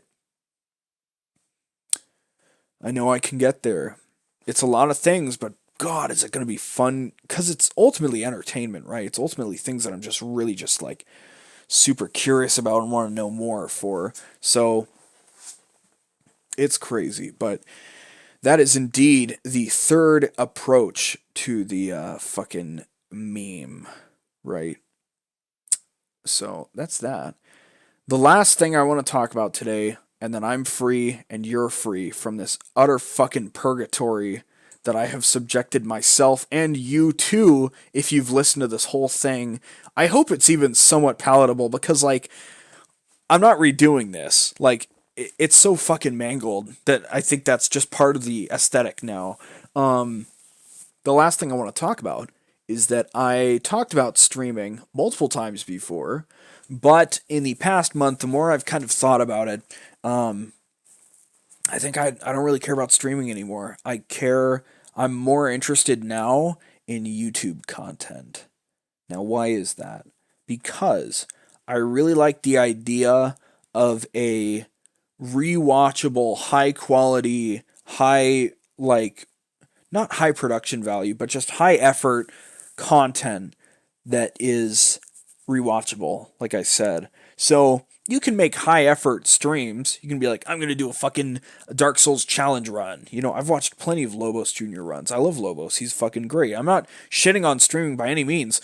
But I really like the idea. I'm starting to get all these fucking ideas. I want to figure out a way to make and this is crazy. I kind of feel insane for airing out this idea, but I just have to get it out because it's in my mind. It's been in my mind the past like 2 weeks, and I'm so interested in it, and I hope nobody fucking rips it off. But I'm so interested in the idea of literally making my YouTube channel or like a series of content that's literally like an anime in the sense that it has a fucking minute and a half long opening theme with like an animation or like a video, and then it goes into whatever the video's about, and it could be a vlog, it could be a skit, it could be an actual story, there could be it could be like this first episode is going to be a video game review, but somehow it's going to connect into being an anime review in this next episode and all that shit. And it's going to have an opening and an ending. And I love the idea of very deliberately putting arcs and seasons into YouTube content because nobody really does that. And I mean that in the sense of like a fictional one, right? So there's like JonTron seasons and AVGN seasons, for examples. But I mean, what if you had content where it actually had a seasonal arc, right? But at the same time, that's not what the main focus of the content is, because I don't really care that much about making fictional content. I think it would just be cool to have this weird thread and a good excuse to why you should watch it all in order, as opposed to missing a lot of the in jokes because you're watching it out of order. I would love to have a YouTube channel where the best way to get into it is to genuinely start at the beginning, and you're going to have to watch all of it to really get it. I really like that idea, and I don't know if I can pull it off, and I'm unsure if I will ever be able to do something like that. But with all the time in the world to prepare everything, instead of streaming, you could write it all out and plan it, and then put it out in episode, and then a month later be like, here's another episode, and then the people from the first episode, they're like, oh, I gotta rewatch the first episode to get the second one, and then they tell their friends, and God, this guy's doing something crazy. Again, I don't even know if I have any skills to make it happen, because I have no video editing skills, right? But whatever I start doing, I want to try and keep this podcast where I just, in the middle of the night, just go fucking ranting and raving about whatever I've done. It would expand into what I'm working on and what I'm doing in my own little creative world. Uh, the podcast would expand into talking about that stuff. But I would love to just, whatever I end up doing, whatever kind of characters I end up making, whatever kind of person like I end up being in that stuff, I always want to keep this podcast as like just the very straight man, just like, hey, what's up? It's me. This is just me as a person just talking right now, right? So, because I think it'd be cool. Because if I become any kind of character, if I say satirize anything, and my real person starts to become kind of shadowed and hard to read, vague, if you will, I think it would be cool to always have the podcast as a thing to come back to, and the uploads might become infrequent or they might become differently styled, but I don't want them to be edited together of like different chunks recorded on different days. I want it to just be like one stream of consciousness of like, this is just what happened when this guy sat down with his fucking Razer headset on and talked into his okay quality microphone but not decent quality microphone, you know. Like I said, it's a really fucking crazy idea, but I really love the idea of a YouTube channel where you have to watch the content in order, even though it's a bunch of different stuff. So you're fucked. Like, you have to watch through, like, this anime review to get to this video game review, and then go back to this, like, analysis and blah, blah, blah, blah, blah. Oh, I think it'd be really fucking cool. It's gonna be really cool, and I love the idea of making my own opening theme and like making my own fucking background music for it. It's just, it sounds so fucking cool to me. And I've had like almost no video desires, but just the ideas just flow into my head. I don't have ideas for what specific content to make. I just have like formats that I really want to manifest, right? So it's just like just to be like a one man band, but a one man video crew, right? So I think when I get my job, I've already been able to look at it more positively as like because one of the things that I kind of was dreading was that once I get my job and I'm starting to save up money, it's like, well, I don't really have anything to do or like to work towards. But now, even before I've really manifested these quote unquote anime ideas as I've just now done it, now it's like really clear in my mind that this is something I have to fucking do at some point, hopefully, maybe. And at the very least, the idea is now out there for someone to hopefully not rip off, but hopefully for someone to bring up to me 5 years down the line and be like, yeah, I was listening to your podcast. Whatever happened to this thing? And I'll be like, oh, fuck. Anyway, now when I go get my job, I can go figure out all the things I need and go fucking save up for this. Get the best video editing software. Get a really fucking good microphone. Get a pretty good camera that does 1080p, and that's all I fucking need. You know, just figure out all this goofy fucking shit. And just save up for it. Secure that. Secure that. Just get all these really cool things. And then just start fucking around, you know? Because I think that'll be really fun. The only thing really stopping me from making music right now is the fact that the audio interface thing means I have to keep fucking restarting the program every like 15 minutes because the audio starts fucking crackling, which is really annoying. And also I don't have a keyboard, so it's hard to figure out what notes I want to play, but I still get musical ideas. I spent a little time in Cubase 4 or 5 days ago just trying to work out some really goofy organ chords that I had in my mind for something really jazzy. And yeah, just the idea of locking into a YouTube channel like this era, this season, like, and the op would change. Imagine you come back to your favorite YouTube channel and then like you're used to an opening theme and it's just totally different. It's got a different video for it and everything. How cool would that be? And you could pre-plan it by putting like little bits of future episodes into the opening, and then people are like, "When's that gonna happen?" You know, like in live action shows when they do that, or like in cartoons when you watch cartoons, you're like, "Man, when does that scene ever happen in this show?" I'm looking for it, right?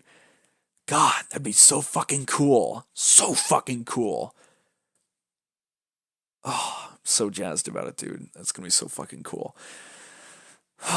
But that's about all I can nut over my own ideas before I want to nut over Onyx Guard coming to Gears 5 in Operation 2 in December. Really fucking stoked for that. Oh, I'm so glad I fucking recorded the podcast. I hope it's not paused right now. That's good. I hope it's turned out pretty good. I hope other people like this idea because it's so cool to me. I don't think it requires that much forethought because you don't even have to really highlight the like narrative arc thing as long as you like set it up so that you have to watch each episode in a row to really get it. I think that'd be great. And I think as long as you make one not even a recurring joke that has to happen every episode, but at least every episode references the previous one at least once. I don't think you have to go that far back unless you want to like set something really solid in the first episode to like reference in the last or whatever of the season. Oh man.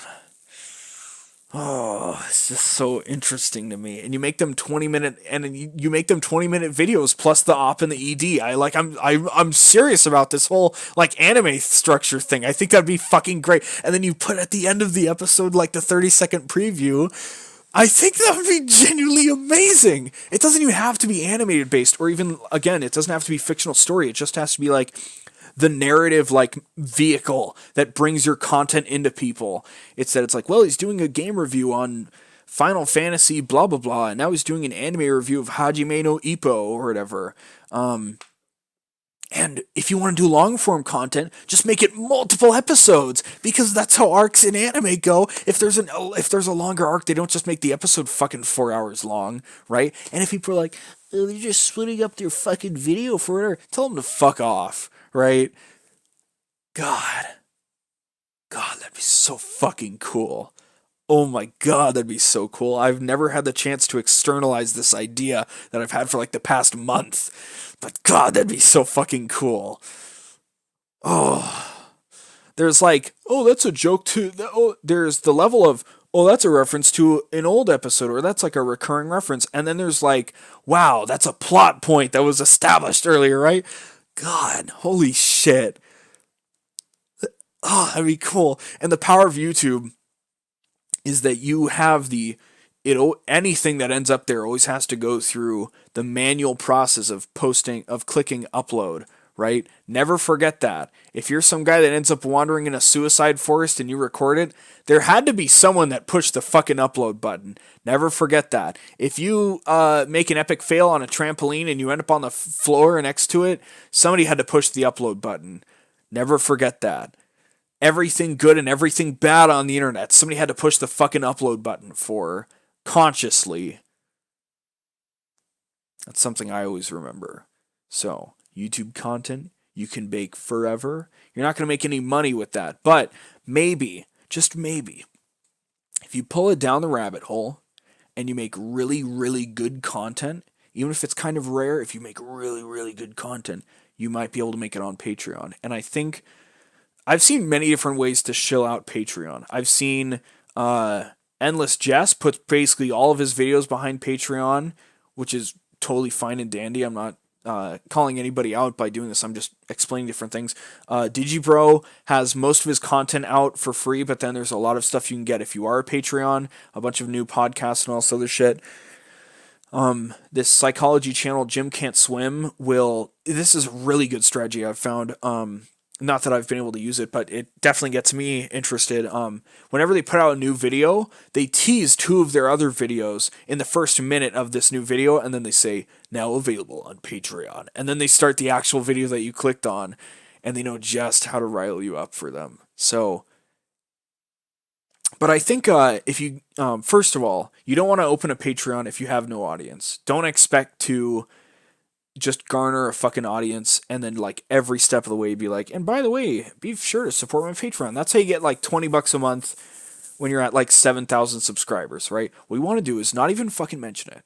And then at some point when you get big enough, just be like, all right, guys, push has come to shove. I need this much a month to be able to keep doing it, or else you're not fucking getting your content, right? What are they gonna do? I think threatening it at some point, at some level, not entirely, right? You wouldn't say anything crazy, but I think to put the genuine pressure on the audience to say, hey, I'm an artist, I'm a creative, if you want this to keep happening, I need your support financially. I think if you fucking like slam your fist down and tell people, hey, all right, it's been fun now. I need you guys to help me out with, and I've helped you with all the fucking content I've made.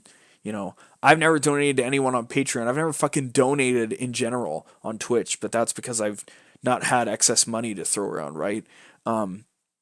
And I like to argue to myself that like I will never have excess money because I always have games to buy on Steam wish list or whatever. But anyway, I think at some point when you get popular enough, you just gotta be like, hey, all right, this is as far as I can go without the public support. And you could be like, oh, just do a Kickstarter for a movie.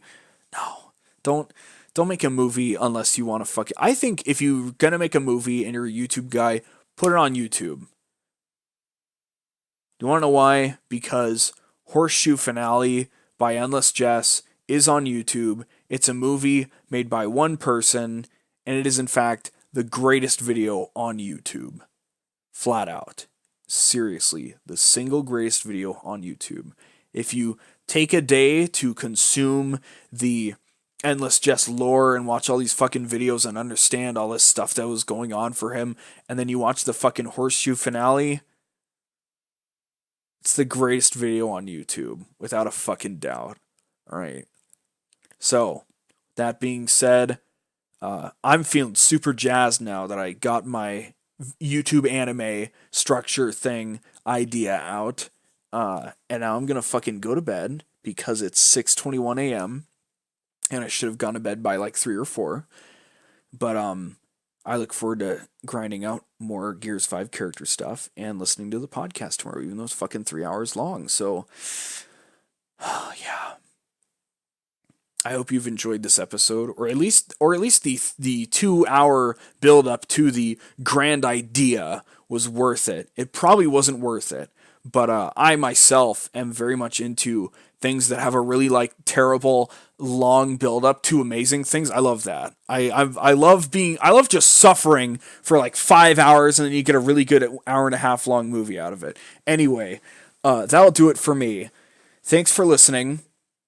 Join my Discord server. There's a link in the description below. Thank you. Recently updated. The old links don't work because discord.me was cool, and then they started forcing people to include their bot on a server in order to use the discord.me link to join the server, and I'm not going to do that, so fuck you, discord.me. Thanks for not even telling me that. Fuck you. We got a new public link. It's down in the description, so hey, join the Discord, and, if you want to be in a dead server, or maybe make it not so dead, hey, boom. You want a new place to talk to people? I'm there if you want to talk to me. Unfortunately for me. But yeah, so thanks for listening. And hey, go play video games and go watch anime and do cool stuff because you don't have enough time to fucking scroll on Facebook and Twitter forever, motherfucker.